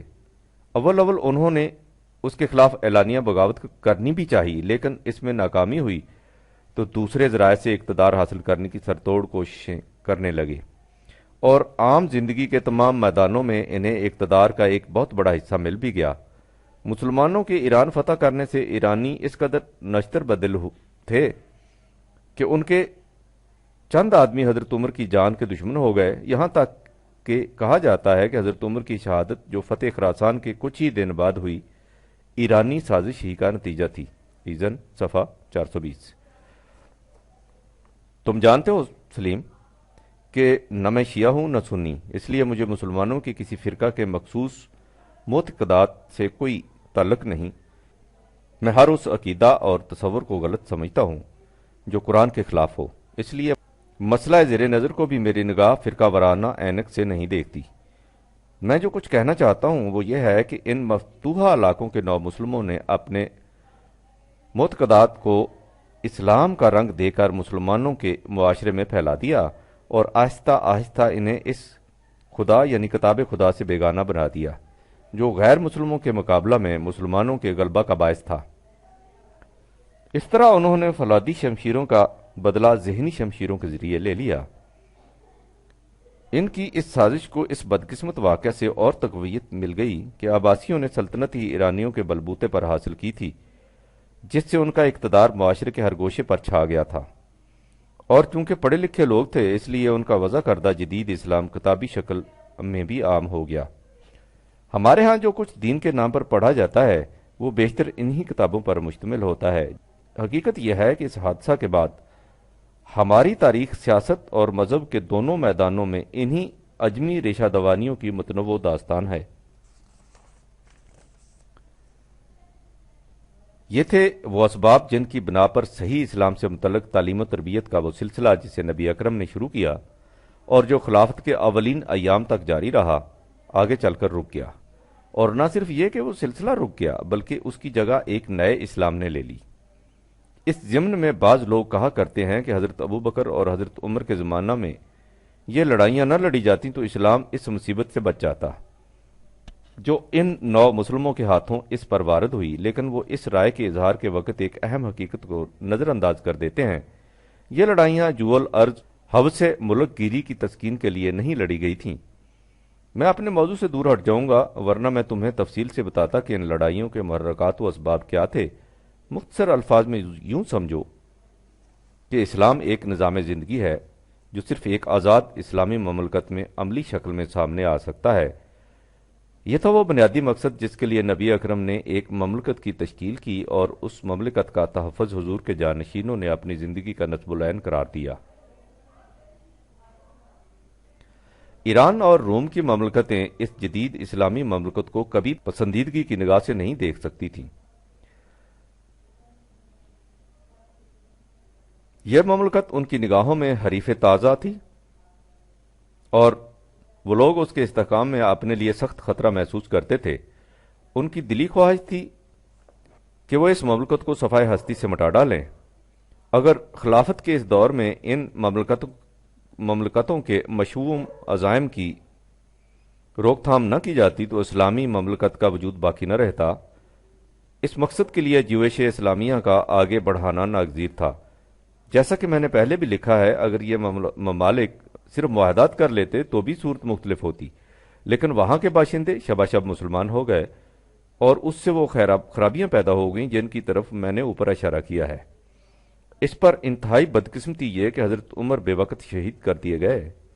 اگر وہ کچھ عرصہ اور زندہ رہتے اور ان ممالک میں اسلام مستحکم طور پر رائج ہو جاتا تو پھر اس قدر خطرات پیدا نہ ہوتے۔ اس مقام پر اتنا اضافہ ضروری ہے کہ اسلامی مملکت میں صرف دفاعی جنگ کی شکل ہی پیدا نہیں ہوتی، جنگ کی ضرورت اور بھی لاحق ہو جاتی ہے۔ مثلا اگر کسی دوسری مملکت کے علاقہ میں غیر مسلم انسانوں پر سخت مظالم ہو رہے ہوں اور ان بیچاروں کا کوئی پرسان حال نہ ہو تو اسلامی مملکت کے لیے ضروری ہو جاتا ہے کہ وہ ان مظلوموں کی مدافعت کے لیے ہر ممکن کوشش کرے۔ 4/75 جس کی آخری اور بعض حالات میں ناگزیر صورت جنگ ہوتی ہے۔ یہ وہی مقصد ہے جس کے لیے اب تجویز ہو رہا ہے کہ اقوام متحدہ کے پاس اپنی فوجیں ہونی چاہیے تاکہ وہ انہیں عند ضرورت ان علاقوں میں بھیج سکے جہاں قانون شکنی ہو رہی ہو اور اس کی روک تھام کی کوئی اور صورت باقی نہ رہے۔ یہ بھی ایک مقصد تھا جس کے لیے خلافت کو اپنی فوجیں بعض مقامات کی طرف بھیجنی پڑیں۔ ان حالات کے پیش نظر سلیم تم اس سے متفق ہوگے کہ جو لوگ یہ کہتے ہیں کہ خلافت کی یہ لڑائیاں نہیں لڑنی چاہیے تھیں وہ حقیقت سے کس قدر بے خبر ہیں۔ اب تم تیسری شق کو لو، یعنی اس سوال کو کہ اگر تعلیم و تربیت کا وہ سلسلہ جاری نہ بھی رہ سکا تھا تو بھی عام ذہن انسانی نے اسلام کے ان حقائق کو جو اس طرح بے نقاب ہو کر ان کے سامنے آ چکے تھے خود کیوں نہ اپنا لیا؟ اس نے خود ساختہ قوانین کو ان پر کیوں ترجیح دی؟ اس سوال کے متعلق ضمناً پہلے بھی لکھا جا چکا ہے، یعنی جب ابدی حقائق اپنی عام رفتار سے چلتے ہیں تو ذہن انسانی ان سے رفتہ رفتہ مانوس ہوتا رہتا ہے، لیکن جب وہ انقلابی طور پر نمودار ہوتے ہیں تو اپنے زمانہ کی سطح سے بہت اونچے ہوتے ہیں۔ اس لیے عام انسانی ذہن ان کا خوگر نہیں ہوتا جب تک خاص تعلیم و تربیت سے اسے ان کے لیے تیار نہ کیا جائے۔ اسی حقیقت کو دوسرے الفاظ میں یوں کہا کرتے ہیں کہ انقلابی آواز قبل از وقت ہوتی ہے۔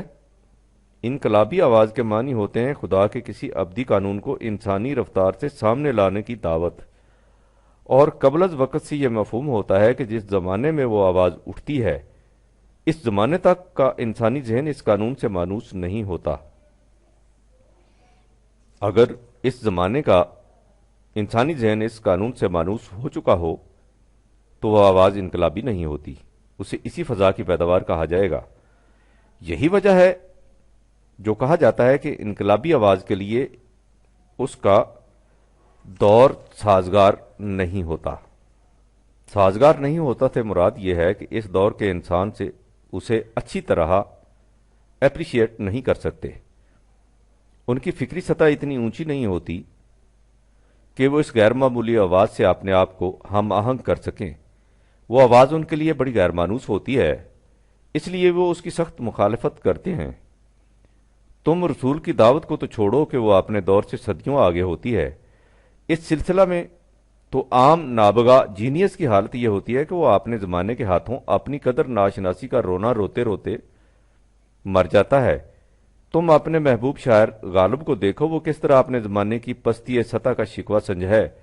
کہیں وہ ان سے کہتا ہے کہ مباش منکر غالب در زمانہ تست، کہیں اپنی اس دشواری کا گلہ خواہ ہے کہ گوئم مشکل وگر نہ گوئم مشکل، لیکن چونکہ اپنے مقام اور اپنے دور کی سطح سے خوب واقف ہے اس لیے نہایت حتم و یقین اور خود اعتمادی سے یہ کہہ کر اپنے دور سے آگے نکل جاتا ہے کہ قدر شیر من بگیتی باد من خواہد شدن، این میں از کہتے خریداراں کہن خواہد شدن۔ یہی کچھ اقبال کے ساتھ ہوا، وہ بھی اپنے آپ کو گل نختیں آدم اول اور شاعر فردہ کہتا ہوا چلا گیا اور اپنی آواز کے قبل از وقت ہونے کا اعلان ان الفاظ میں کر گیا کہ چوں رختے خواہش بریستم ازیں خاک، ہما گفتند بما آشنا بود ولیکن کس ندانست این مسافر، چے گفت و با کے گفت و از کجا بود۔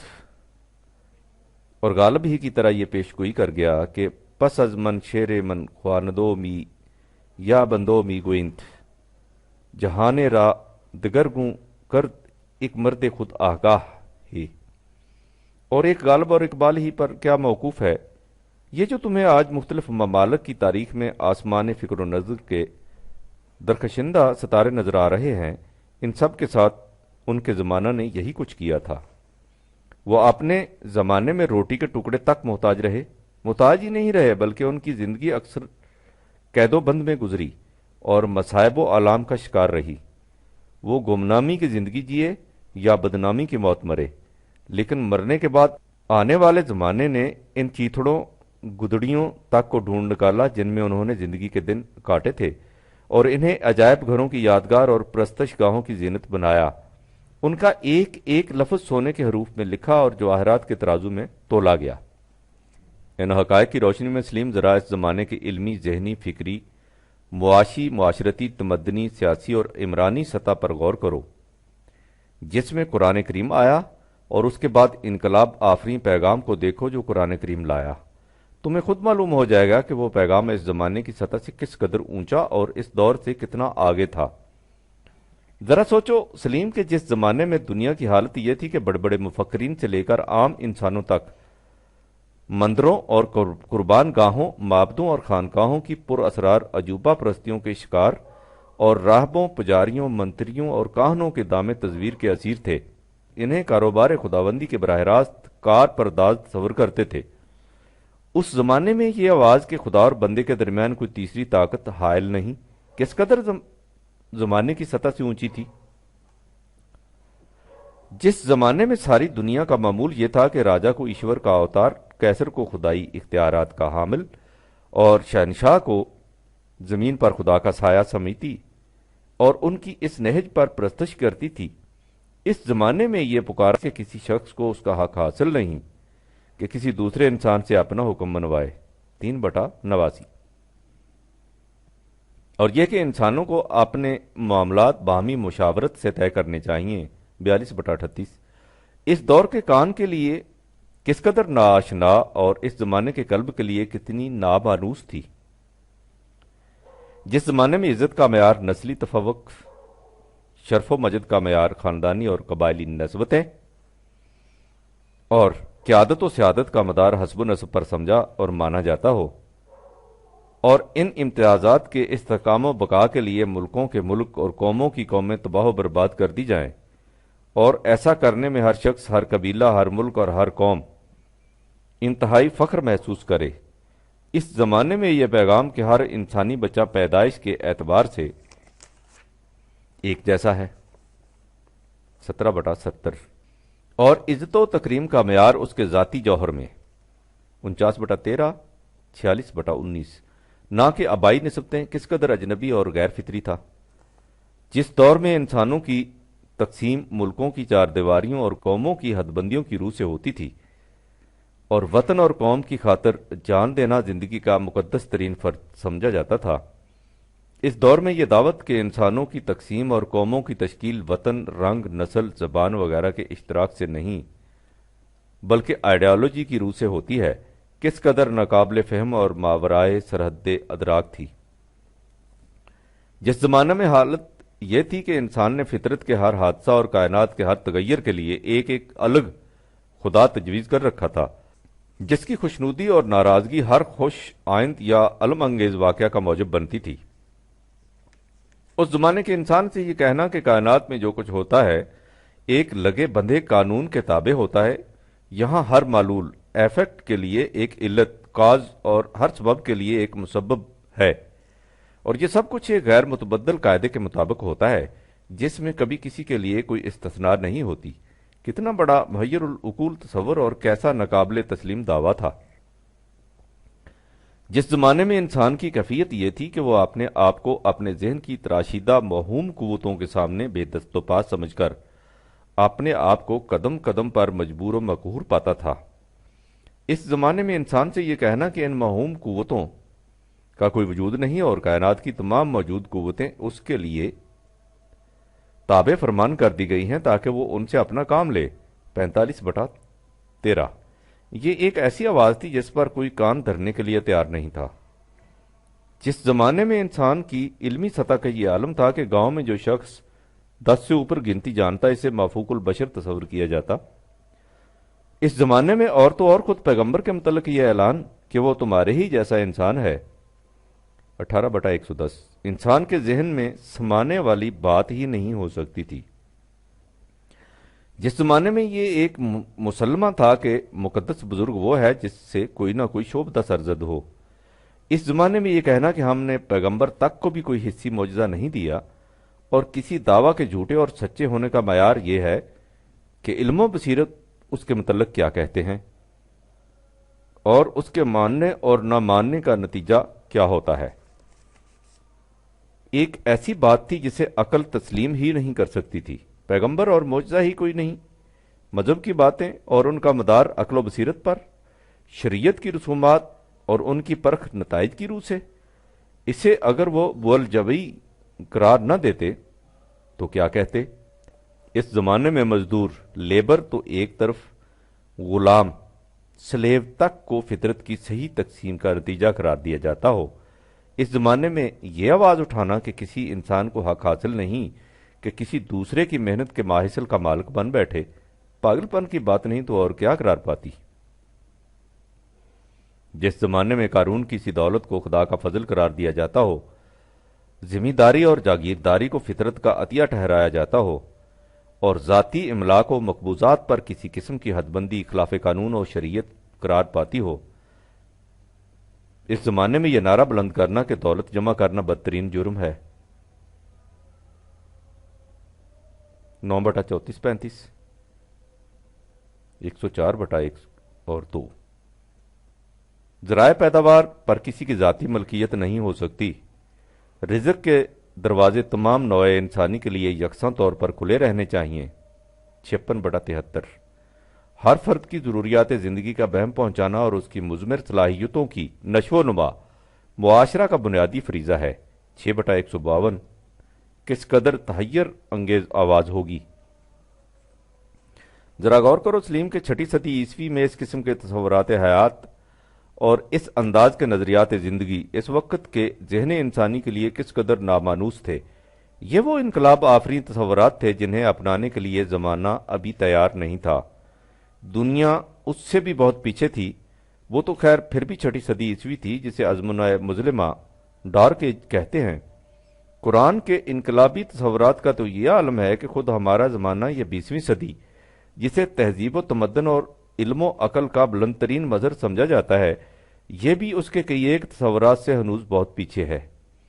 ان تصورات کی سطح اتنی بلند ہے کہ ابھی زمانہ کو نامعلوم ان تک پہنچنے کے لیے کتنی منزلیں اور طے کرنی پڑیں۔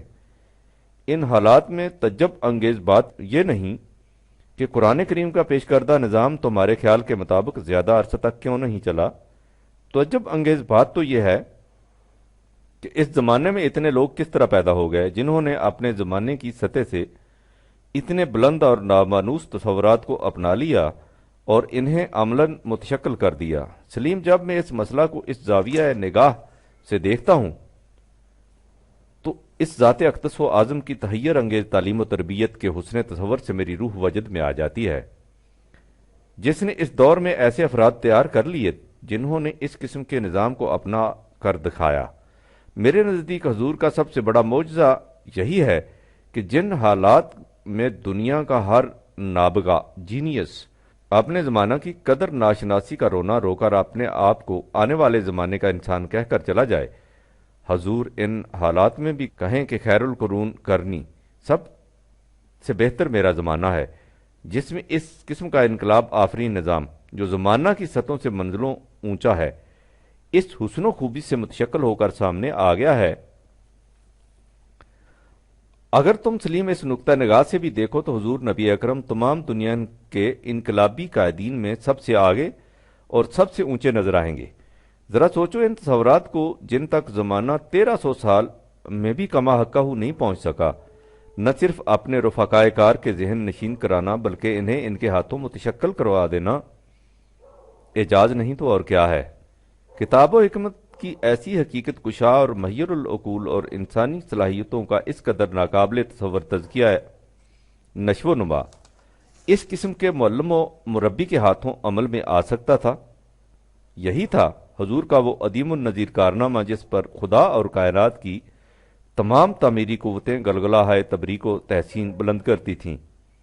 ان اللہ و ملائکتہ یصلون علی النبی 33/56، اور حضور کے ساتھ اس جماعت مومنین کے لیے بھی جو ساری دنیا سے الگ ہٹ کر اور اپنے زمانے کی سطح سے منزلوں بلند ہو کر اس قسم کے ناممکن و تصور نظام کو عملاً متشکل کر رہے تھے۔ هو الذی یصلی علیکم و ملائکتہ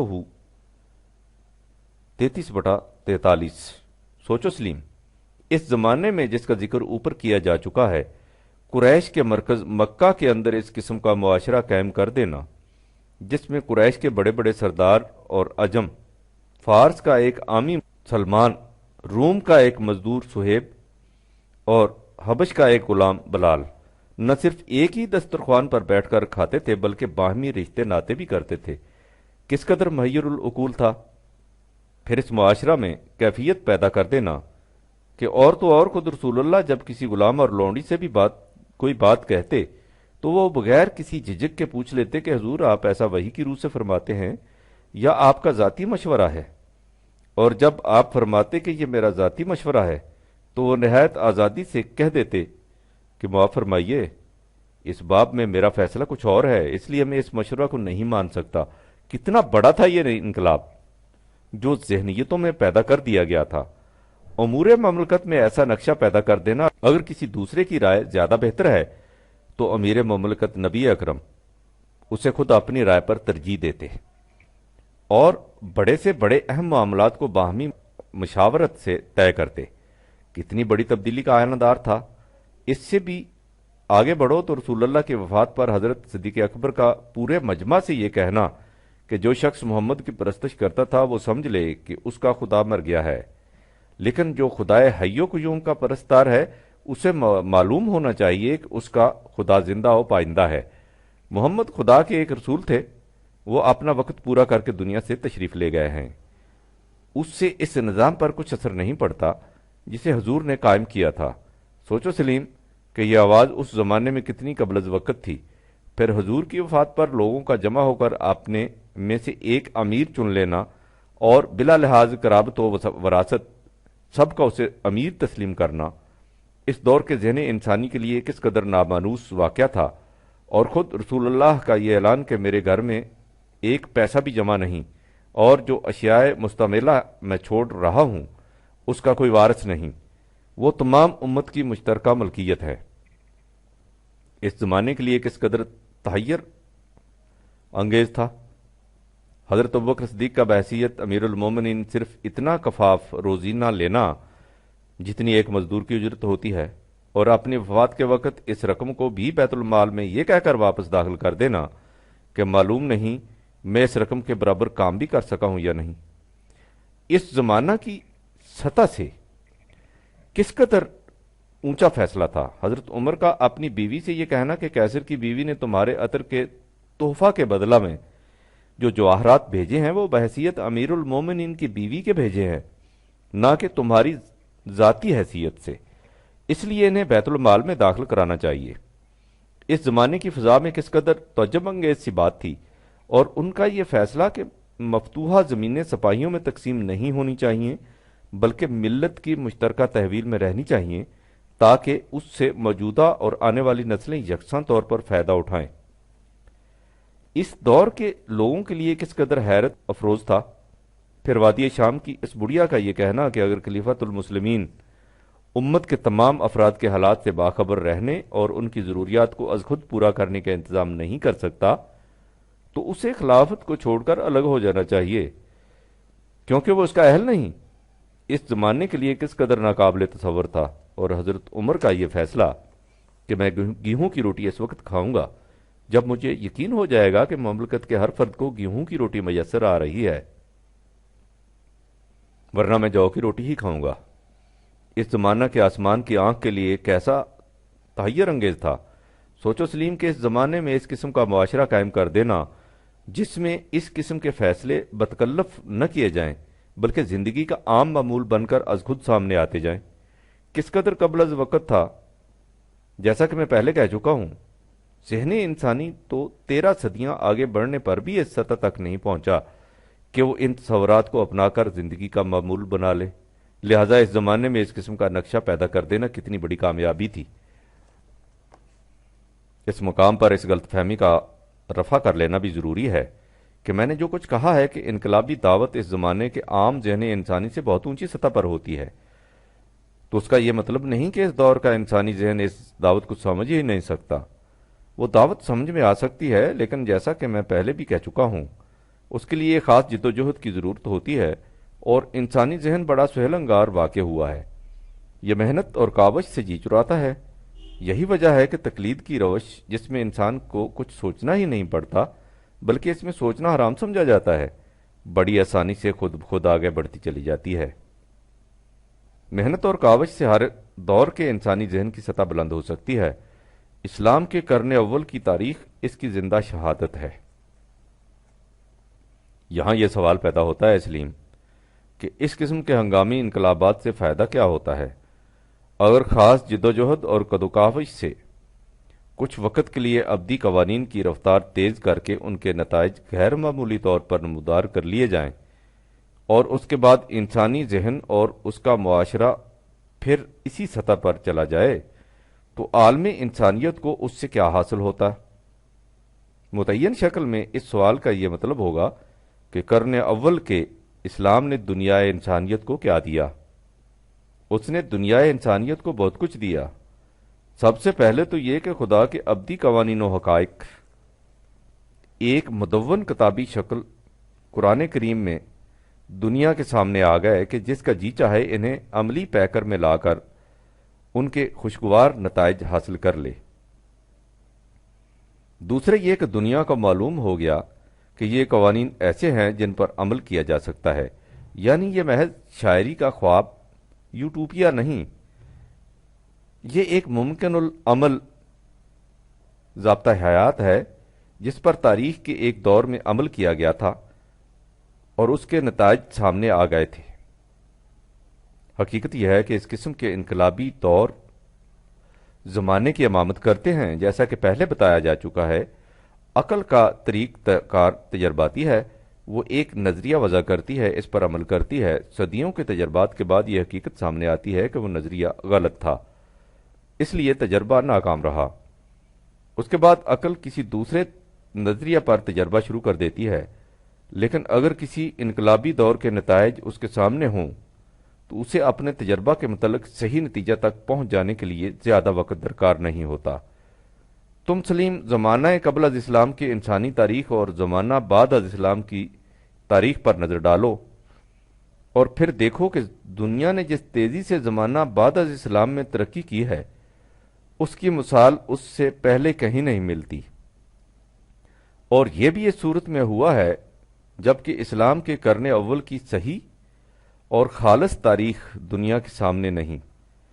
اگر اس دور کی غیر مخلوط تاریخ دنیا کے سامنے ہوتی تو تم دیکھتے کہ آج دنیا کا نقشہ کیا ہوتا۔ یوں سمجھو کہ اس قسم کا انقلابی دور زمانے کی گاڑی کو ایسا دھکا دے دیتا ہے جس سے اس کی رفتار میں خاصی تیزی آ جاتی ہے، اور کتنا ہی فاصلہ وہ محض اپنے زور دروں موومنٹم سے طے کرتی چلی جاتی ہے۔ اسی زور دروں کا اثر تھا کہ اگرچہ صحیح اسلامی معاشرہ زیادہ عرصہ تک قائم نہ رہا، لیکن مسلمان اس کے بعد بھی صدیوں تک دنیائے علم و فن میں اقوام عالم کی امامت کرتے رہے۔ یہ وہ حقیقت ہے جس کا اعتراف مغرب کے بڑے بڑے مفکرین اور مورخین تک نے کیا ہے۔ مثلا بریفورڈ نے اپنی شرح آفاق کتاب دی میکنگ آف ہیومینٹی میں ایک خاص باب اس موضوع کے لیے وقف کیا ہے، اور اسی کا نام ہی اس نے دارالحکمت رکھا ہے۔ وہ اس میں لکھتا ہے کہ یورپ کو حیات نو 15ویں صدی میں نہیں ملی، یہ اسے عرب اور اندلسی مسلمانوں کے کلچر کے اثرات سے ملی۔ یورپ کی نشاط ثانیہ کا گہوارہ اٹلی نہیں بلکہ ہسپانیہ تھا۔ جب یورپ آہستہ آہستہ وحشت اور بربریت کے انتہائی پست نقطہ تک پہنچ چکا تھا تو اس وقت بغداد، قاہرہ، ٹولیڈو نئی تہذیب اور تازہ افکار کے مراکز بن رہے تھے۔ یہی وہ مراکز تھے جن سے دنیا کو نئی زندگی عطا ہوئی، جس نے ارتقاء انسانیت کی ایک جدید منزل بننا تھا۔ جب مسلمانوں کی نئی ثقافت محسوس شکل میں سامنے آئی تو دنیا میں حیات تازہ کی نمود شروع ہوئی۔ اگر عرب نہ ہوتے تو یورپ کو کبھی تہذیب کا منہ دیکھنا نصیب نہ ہوتا۔ یہ ہے جو کچھ دنیا کو اسلام کے انقلابی دور کے دھکے سے ملا۔ اب چوتھی شق سامنے لاؤ، یعنی یہ سوال کہ اس کا کیا ثبوت ہے کہ اسلام کے ابدی حقائق اپنی معمولی رفتار سے آگے بڑھتے چلے آ رہے ہیں، کسی جگہ رک کر کھڑے نہیں ہو گئے۔ اس کے لیے اسلام پہلے اس زمانے کی تاریخ کا مطالعہ کرنا ہوگا۔ جب قرآن نازل ہوا اور اس کے بعد اس 1300 سال میں انسانی تاریخ کا مطالعہ، اس سے یہ معلوم ہو جائے گا کہ اس 1300 سال میں انسان مختلف تجارب کے بعد ان تصورات کو اختیار کرتا چلا آ رہا ہے جو قرآن نے دیے تھے، یا ان تصورات کی طرف جا رہا ہے جو قرآن سے پہلے دنیا میں عام طور پر پھیلے ہوئے تھے۔ جیسا کہ میں پہلے کہہ چکا ہوں، انسانی ذہن کا اس وقت فیصلہ یہ تھا کہ ملوکیت عین فطرت انسانی کے مطابق نظام جہابانی ہے۔ قرآن کریم نے اس کی تردید کی اور یہ تصور دیا کہ انسانوں کو اپنے معاملات باہمی مشاورت سے طے کرنے چاہیے۔ کسی انسان کو یہ حق حاصل نہیں کہ کسی دوسرے انسان سے اپنا حکم منوائے۔ اس وقت ذہن انسانی کے لیے یہ تصور نامانوس تھا۔ تم بتاؤ کہ اس کے بعد اس 1300 سال میں ذہن انسانی کا رخ ملوکیت کی سمت رہا ہے یا وہ آہستہ آہستہ اسلام قبول کرتا چلا گیا ہے اور قبول کرتا چلا جا رہا ہے۔ ذہن انسانی کا اس وقت فیصلہ یہ تھا کہ غلاموں کا وجود معاشرہ کا جزو لا ینفک ہے اور فطرت صحیح تقسیم کا نتیجہ۔ اس لیے اس نظام کو کبھی مٹایا نہیں جا سکتا۔ قرآن کریم نے یہ انقلابی تصور دیا کہ تمام افراد انسانیہ اپنی پیدائش کے اعتبار سے یکساں واجب التکریم ہیں، اس لیے کسی فرد کا دوسرے فرد کو غلام بنا لینا یکسر خلاف انسانیت ہے۔ اس وقت ذہنی انسانی کی عام سطح نے اس تصور کو ناقابل قبول سمجھا، لیکن بتاؤ کہ اس کے بعد زمانے نے اس تصور کو قابل قبول سمجھا یا اپنے قدیمی تصور کو؟ ذہن انسانی کا اس وقت کا فیصلہ تھا کہ ایک قبیلہ کو دوسرے قبیلہ پر، ایک قوم کو دوسری قوم پر، یعنی ایک نسل کو دوسری نسل پر فوقیت حاصل ہے۔ قرآن کریم نے کہا ہے کہ یہ محض توہم پرستی ہے۔ انسان کی قدر و قیمت اس کے جوہر ذاتی سے ہے، نہ کہ انتصابات نسبی سے۔ اس زمانے نے اس تصور کو اپنے لیے ناشنا پایا، لیکن تم غور کرو کہ اس زمانے کے بعد زمانہ نے اپنے لیے کیا فیصلہ کیا؟ کیا وہی نہیں جسے قرآن کریم نے پیش کیا تھا؟ اس زمانہ میں ذہن انسانی کا فیصلہ یہ تھا کہ قومیں شخصیتوں کے سہارے آگے بڑھتی ہیں، اس لیے ہیرو ورشپ، مشاہیر پرستی عین تقاضۂ فطرت ہے۔ قرآن کریم نے کہا کہ یہ تصور ذہن انسانی کے عہد طفولیت کی یادگار ہے۔ اب قومیں آئیڈیالوجی کی بنیاد پر مرتب ہوں گی اور اپنے نظام کی خوبیوں کے سہارے آگے بڑھیں گی۔ اس زمانے نے اس تصور کو اپنے لیے ناآشنا پایا، اس لیے اسے رد کر دیا۔ لیکن تم بتاؤ کہ کیا آج تمہارے زمانہ کا رخ اس رد کردہ تصور کو گلے لگانے کی طرف نہیں ہے؟ اس زمانے میں جاگیرداری، ذمہ داری، سرمایہ پرستی کا نظام عین مطابق فطرت سمجھا جاتا تھا۔ قرآن کریم نے یہ انقلاب انگیز تصور پیش کیا کہ ہر فرد انسانی کا فریضہ تمام نوع انسانی کی نشو و نما ہے۔ اس لیے وسائل و ذرائع پیداوار کسی انسان کی ذاتی ملکیت میں نہیں رہ سکتے۔ زمین پر سانپ کی طرح بیٹھ جانا اور چاندی اور سونے کے ٹکڑوں کو جمع کرتے چلے جانا انسانیت کی عدالت میں بدترین جرم ہے، جس کی سزا تباہی کے سوا کچھ نہیں۔ اس زمانے نے اس تصور کو ٹھکرا دیا، لیکن ذرا غور کرو سلیم، کیا زمانہ اسی ٹھکرائے ہوئے تصور کو اپنانے کے لیے مضطرب اور بے چین نہیں ہے؟ اس زمانے میں مختلف خاندانوں، قبیلوں، قوموں کا تو تصور تھا، لیکن عالمگیر انسانیت کا تصور کسی کے سامنے نہیں تھا۔ قرآن کریم نے آ کر کہا کہ نوع انسانی ایک عالمگیر برادری ہے اور اس کی عملی تشکیل اس طرح ہو سکتی ہے کہ تمام دنیا کا نظام حکومت ایک ہو۔ یہ بات اس زمانے کے عام ذہن میں نہ آئی، لیکن ذرا غور کرو سلیم کہ اس کے بعد دنیا کا رخ عالمگیر انسانیت کی منظر کی طرف ہے یا انسانوں کو مختلف ٹکڑوں میں بانٹنے کی طرف۔ آج دنیا نیشنلزم کے ہاتھوں کس قدر نالا ہے، اس کی تفصیل معلوم کرنی چاہو تو میری کتاب انسان نے کیا سوچا میں سیاسیات سے متعلق باب پڑھو، حقیقت ابھر کر سامنے آ جائے گی۔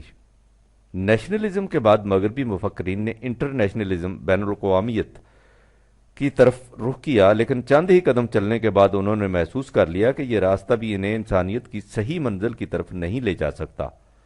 چنانچہ اب وہ اسے چھوڑ کر عالمگیر انسانیت، یونیورسلزم اور تمام دنیا میں واحد حکومت، ون ورلڈ گورنمنٹ کے تصورات کی طرف آ رہے ہیں، لیکن اس کے لیے انہیں کوئی بنیاد نہیں ملتی جس پر اس کی عمارت استوار کرے۔ یہ بنیاد قرآن کریم کی عطا کردہ مستقل اقدار کے سوا اور کہیں نہیں مل سکتی۔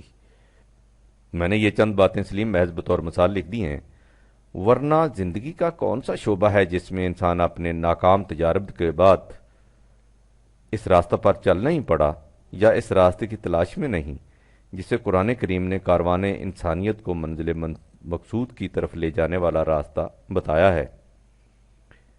زمانہ قرآن کریم کے انقلاب آفرین حقائق میں سے بعض کو اپنا چکا ہے، بعض کو اپنانے کے لیے مضطرب ہے اور بے قرار ہے، اور جو حقائق باقی ہیں وہ اس زمانے کی سطح سے بھی اونچے ہے۔ یہ اس لیے کہ قرآن کریم تمام نوع انسان کے لیے آخری اور مکمل رہنمائی ہے، لہذا اس کے حقائق زمانے کی لہروں کے ساتھ ساتھ کھلتے چلے جائیں گے۔ یہی وہ حقیقت ہے جس کی طرف قرآن کریم نے یہ کہہ کر اشارہ کیا تھا کہ سنوریہم آیاتنا فی الآفاق وفی انفسہم حتی یتبین لہم انہ الحق، 41/53۔ ہم نوع انسان کو اپنی نشانیاں انفس و آفاق میں دکھاتے جائیں گے تاکہ یہ بات ابھر کر سامنے آ جائے کہ قرآن کریم ایک حقیقت ثابتہ ہے۔ زمانہ انفس و آفاق کی نشانیوں کو دیکھ کر قرآن کریم کے ابدی حقائق کو اپناتے اور اس طرح رفتہ رفتہ مسلمان ہوتے چلا جا رہا ہے۔ جو کچھ شروع میں کہا گیا ہے اسے مختصر الفاظ میں پھر سن لو کہ اسلام مجموعہ ہے ان ابدی حقائق، غیر متبدل قوانین اور مستقل اقدار کا، جنہیں نوع انسان کی رہنمائی کے لیے بذریعہ وحی عطا کیا گیا ہے اور جو اب قرآن کریم کے اندر محفوظ ہیں۔ اسلام اپنی آفاقی رفتار سے جو ہمارے حساب و شمار کے مطابق بہت سست ہوتی ہے چلا آ رہا تھا، اور اس طرح عام ارتقائی طریق سے بائی ایولیوشن اپنے حقائق کو آہستہ آہستہ انسانی معاشرہ کا جزو بنا رہا تھا کہ نبی اکرم کا ظہور ہوا۔ نبی اکرم نے برسوں کی صحیح فہم سے ایک جماعت تیار کی جس کے عملی پروگرام سے اسلام کے حقائق کی آفاقی رفتار میں بڑی تیزی آ گئی، اور ان کے نتائج انسانی حساب و شمار کے مطابق محسوس شکل میں سامنے آ گئے۔ یہ ہے وہ دور جس کے متعلق کہا جاتا ہے کہ اسلام ایک کامیاب تجربہ کی حیثیت سے دنیا کے سامنے آیا۔ کچھ عرصہ بعد وہ طریقہ کار یعنی دعوت اللہ علی وجہ البصیرت اور تعلیم کتاب و حکمت جسے نبی اکرم نے اختیار فرمایا تھا باقی نہ رہا۔ اس طرح وہ خارجی قوت جس نے اسلام کے ابدی قوانین کی رفتار میں اس قدر مغیر العقول تیزی پیدا کر دی تھی ختم ہو گئی، اور اسلام پھر اپنی سابقہ آفاقی سست رفتار سے آگے چلنے لگ گیا۔ اس سے سطح بین لوگ اس نتیجہ پر پہنچ جاتے ہیں کہ اسلام تھوڑی دور چل کر ناکام رہ گیا۔ ہماری بنیادی غلطی یہ ہے کہ ہم اسلام اور مسلمان قوم کو ایک ہی تصور کر لیتے ہیں اور مسلمانوں کی پستی اور ذبوحالی سے اس نتیجہ پر پہنچ جاتے ہیں کہ اسلام دنیا میں ناکام رہا ہے۔ وہ چند قدم چل کر رک گیا اور زمانے کے بڑھتے ہوئے تقاضوں کا ساتھ نہ دے سکا۔ اگر ہم اسلام اور مسلمان قوم کے فرق کو سمجھ لیں تو پھر اس غلط فہمی کا شکار نہ ہوں۔ اسلام کے حقائق کی نمود تخلیق کائنات کے ساتھ ہی ہو گئی تھی اور انہوں نے رفتہ رفتہ آگے بڑھنا شروع کر دیا تھا۔ راستے میں مختلف زمانوں میں مختلف اقوام نے انہیں اپنایا تو انہیں خوشگواریاں نصیب ہو گئیں۔ جب انہوں نے ان حقائق کا ساتھ چھوڑ دیا تو باقی اقوام کی طرح مصیبتوں کا شکار ہو گئیں۔ آج سے قریب 1400 سال پہلے سرزمین عرب کی ایک قوم نے ان حقائق کو اپنایا تو اسے محیر العقول ترقی نصیب ہوئی۔ کچھ عرصہ بعد اس نے اسے چھوڑ دیا تو اس پر زوال آ گیا۔ لیکن اسلام بدستور آگے چلتا رہا، یہ دیکھنے کے لیے کہ اسلام کس طرح خرامہ خرامہ آگے بڑھتا اور زمانہ اس کے پیچھے پیچھے چلا آ رہا ہے۔ ہمیں مسلمانوں کی تاریخ نہیں بلکہ نوع انسان کی تاریخ پر نظر ڈالنی چاہیے۔ اس سے یہ واضح ہو جائے گا کہ ہر وہ نظام جسے ذہن انسانی نے وضع کیا چند دنوں تک زندہ رہ کر ناکام ثابت ہو گیا اور آگے صرف اسلام بڑھا۔ جب فرانس کے گلی کوچوں میں ملوکیت کو مٹا کر جمہوری نظام کی طرح ڈالنے کے لیے انقلاب برپا کیا گیا ہے تو وہ بھی اسلام کی ایک کڑی تھی، اور جب امریکہ میں غلامی کے انسداد کے لیے لڑائیاں لڑی گئیں تو وہ بھی اسلام ہی کی زرعی داستان کا ایک باب تھا۔ جب ہندوستان میں اچھوتوں کو ہریجن روح خداوندی کے حامل قرار دیے جانے کی تحریک اٹھی تو وہ بھی اسلام ہی کی ایک ابدی حقیقت کی نمود تھی۔ اور اب جو امریکہ میں سیاہ اور سفید فام افراد میں تمیز، رنگ و نسل مٹانے کی جدوجہد ہو رہی ہے تو یہ بھی اسلام ہی کی طرف ایک قدم اٹھ رہا ہے۔ جب اقوام عالم نے مل کر یہ فیصلہ کیا تھا کہ مختلف قوموں کے تنازعات کا فیصلہ باہمی مشاورت سے کیا جائے تو وہ بھی اسلام کی پیش کردہ تجویز پر عمل درآمد کی صورت تھی۔ اور اب جو ذہن انسانی میں یہ خیال انگڑائیاں لے رہا ہے کہ دنیا سے اسلحہ کا وجود ختم کر دیا جائے تو یہ بھی اسلام ہی کے پروگرام کی ایک کڑی ہے، جس نے 1400 سال بیشتر کہا تھا کہ جنگ کی اس وقت تک ضرورت ہے جب تک جنگ خود اپنے ہتھیار نہ رکھ دے۔ 47/4 غرضے کہ اس 1500 سال کے عرصہ میں جہاں جہاں کوئی تحریک نوع انسانی کو صحیح آزادی اور ترقی کی طرف لے جانے کے لیے اٹھی ہے، وہ قرآن ہی کی شمع نورانی کی ایک کرن تھی۔ اور جہاں جہاں انسانوں کے خود ساختہ نظام حیات ناکام ثابت ہوئے ہیں وہ اسلام کے ابدی قوانین کی صداقت ہی کا ثبوت تھا۔ اگر تم اس نگاہ سے دیکھو سلیم تو یہ حقیقت واضح طور پر تمہارے سامنے آ جائے گی کہ دنیا کی تاریخ اور انسان کی تلاش پکار پکار کر کہہ رہی ہے کہ ہر کجا بینی جہان رنگ و بو، آنکھ از خاکش بروید آرزو، یا زنور مصطفیٰ او را بہاست، یا ہنوز اندر تلاش مصطفیٰ است۔ تاریخ انسانیت کا اس انداز سے مطالعہ کرنے سے علا وجہ البصیرت دیکھ لو گے کہ نہ صرف یہ کہ اسلام کسی مقام پر رک نہیں گیا بلکہ یہ بھی کہ اسلام کے سوا کوئی نظام زندگی ایسا نہیں جو کسی نہ کسی مقام پر جا کر ناکام نہ ثابت ہو گیا ہو اور اس کی جگہ اسلام کے اصول نے نہ لے لی ہو۔ قرآن کریم نے جب اسلام کے متعلق کہا تھا کہ لے یظہرہ علی الدین کلہ 48/28، یہ نظام خداوندی تمام انسانی نظام زندگی پر غالب آئے گا، تو یہ ایک حقیقت کا بیان تھا۔ قرآن کریم نے ہمیں بتایا ہے کہ انسان کا مستقبل روشن ہے۔ جب تخلیق آدم کے سلسلہ میں ملائکہ نے خدا سے کہا کہ آتجعل فیہا من یفسد فیہا و یسفک الدماء 2/30، یہ دنیا میں فساد انگیزیاں خون ریزیاں کرے گا، تو اس کے جواب میں خدا نے کہا انی عالم و ما لا تعلمون، میں جانتا ہوں جو تم نہیں جانتے۔ اس کے معنی یہ ہے کہ انسان کی آخری منزل جس میں یہ صحیح مقام آدمیت پر پہنچے گا وہ ہوگی جس میں فساد انگیزیوں اور خون ریزیوں کا خاتمہ ہو جائے گا اور لا خوف علیہم ولا هم یحزنون 2/38 کا دورہ ہوگا۔ انسان کو اس منزل کی طرف اسلام لیے جا رہا ہے اور یہ اسے وہاں تک پہنچا کر رہے گا، اس لیے کہ یہ خدائے رب العالمین کا تجویز کردہ نظام ہے، اور رب کہتے ہی اسے ہیں جو کسی شے کو اس کے نقطہ آغاز سے بتدریج نقطہ تکمیل تک پہنچا دے۔ اگر خدا کا تجویز کردہ نظام آخری منزل تک نہ پہنچے اور راستے ہی میں رک جائے تو وہ خدا رب العالمین نہیں ہو سکتا۔ دنیا اس پروگرام کے مختلف اجزاء کو ایک ایک کر کے اپنا رہی ہے، لیکن ان الگ الگ اجزاء سے قرآنی نظام کے نتائج کلی مرتب نہیں ہو سکتے۔ نظام ایک غیر منقسم وحدت ہوتا ہے جو اسی صورت میں اپنے نتائج مرتب کرتا ہے جب اسے بالکلیہ ایز اول اختیار کیا جائے۔ جس طرح دوا کا نسخہ اسی صورت میں صحیح نتائج پیدا کر سکتا ہے جب اسے اس کے تمام اجزاء صحیح اوزان کے ساتھ جمع کر کے دوائی بنائی جائے۔ جو قوم اس نظام کو بالکلیہ اختیار کر لے اسے جماعت مومنین کہا جاتا ہے، اور یہی لا خوف علیہم ولا ہم یحزنون کی مصداق قرار پا سکتی ہے۔ انسان نے آخر الامر اس مقام تک پہنچنا ہے، خواہ یہ اپنے تجرباتی طریق سے پہنچے یا ایمان کی روح سے۔ ایمان کی روح سے یہ صدیوں کی مسافت لمحوں میں طے کر لے گا اور ان تمام نقصانات سے بچ جائے گا جو تجرباتی طریق کا لازمی نتیجہ ہے۔ اس مقام پر یہ سوال بھی سامنے آتا ہے کہ یہ کیا وجہ ہے کہ دنیا کی باقی قومیں اس قدر آگے بڑھ رہی ہیں اور مسلمان ان سب سے پیچھے ہیں؟ اس کی تفصیلی وجوہات تو تمہیں اسباب زوال امت میں ملیں گی۔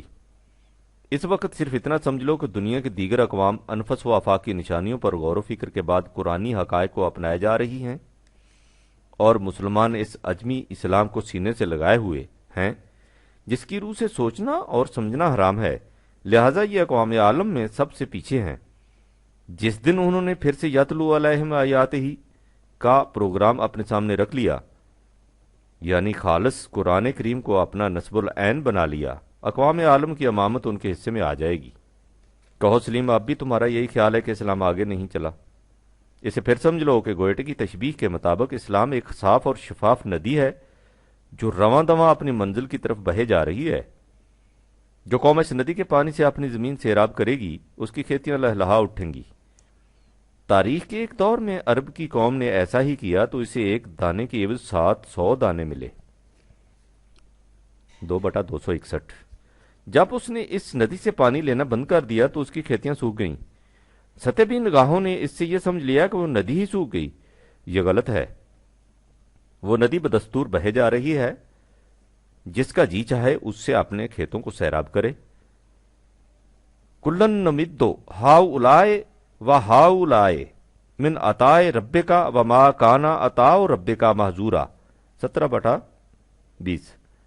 تیرے نشو و نما دینے والے کا ابر کرم ہر ایک کو اس کی صحیح و عمل کے مطابق سیرابی عطا کیے جا رہا ہے۔ اس کی یہ بخشش کبھی نہیں رکتی بلکہ جوئے رواں کی طرح جاری و ساری رہتی ہے۔ ہستی میکدہ و دعوت آمست اینجا، قسمت بادہ باندازہ جامست اینجا۔ مسلمانوں کی کھیتیاں اس لیے سوکھ گئیں کہ انہوں نے اس آسمانی ندی سے آبیاری چھوڑ دی۔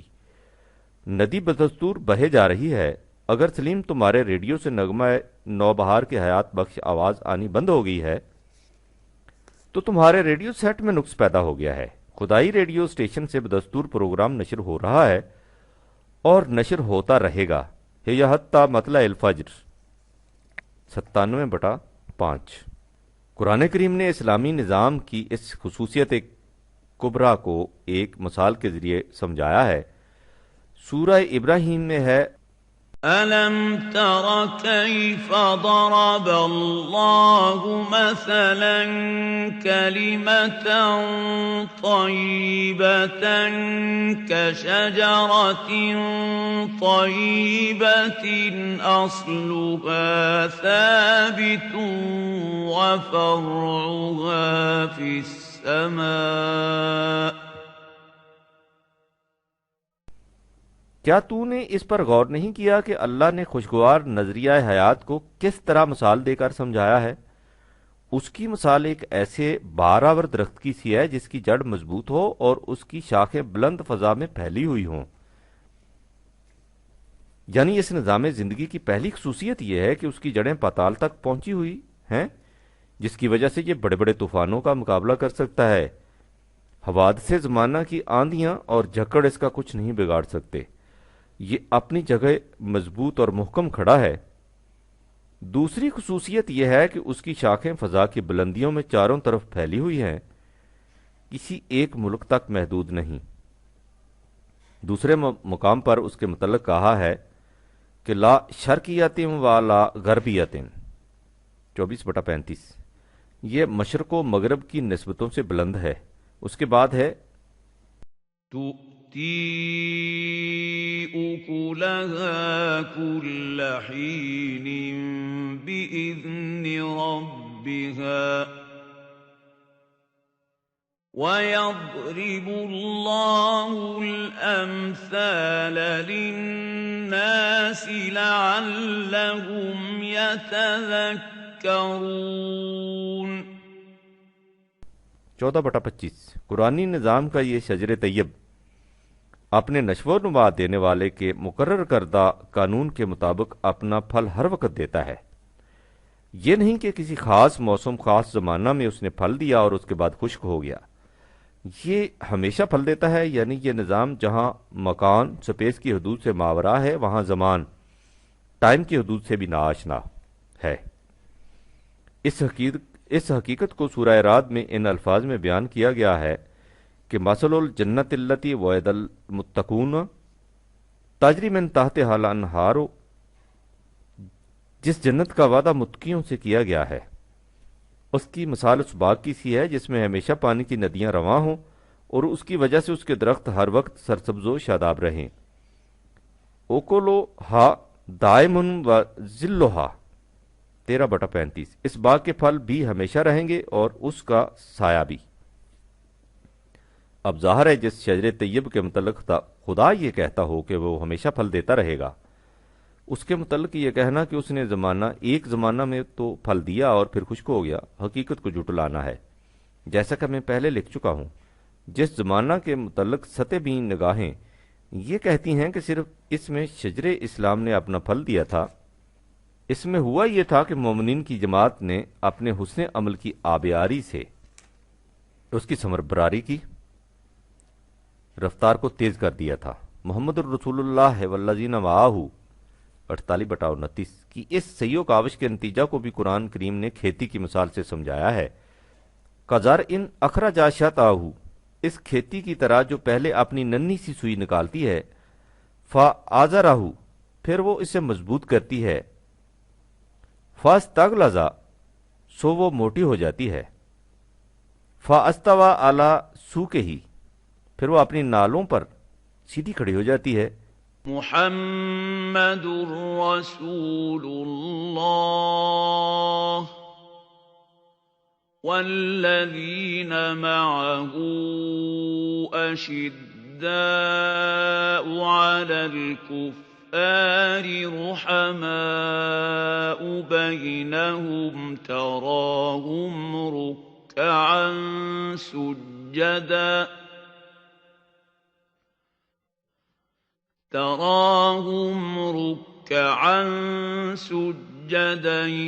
يبتغون فضلا من الله ورضوانا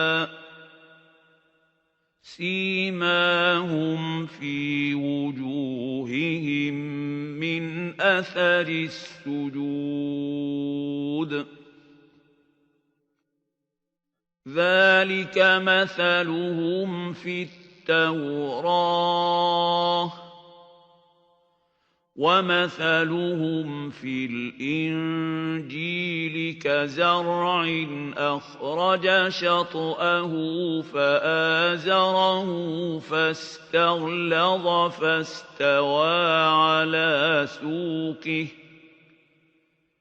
فاستوى على سوقه يعجب الزراع ليغيظ بهم الكفار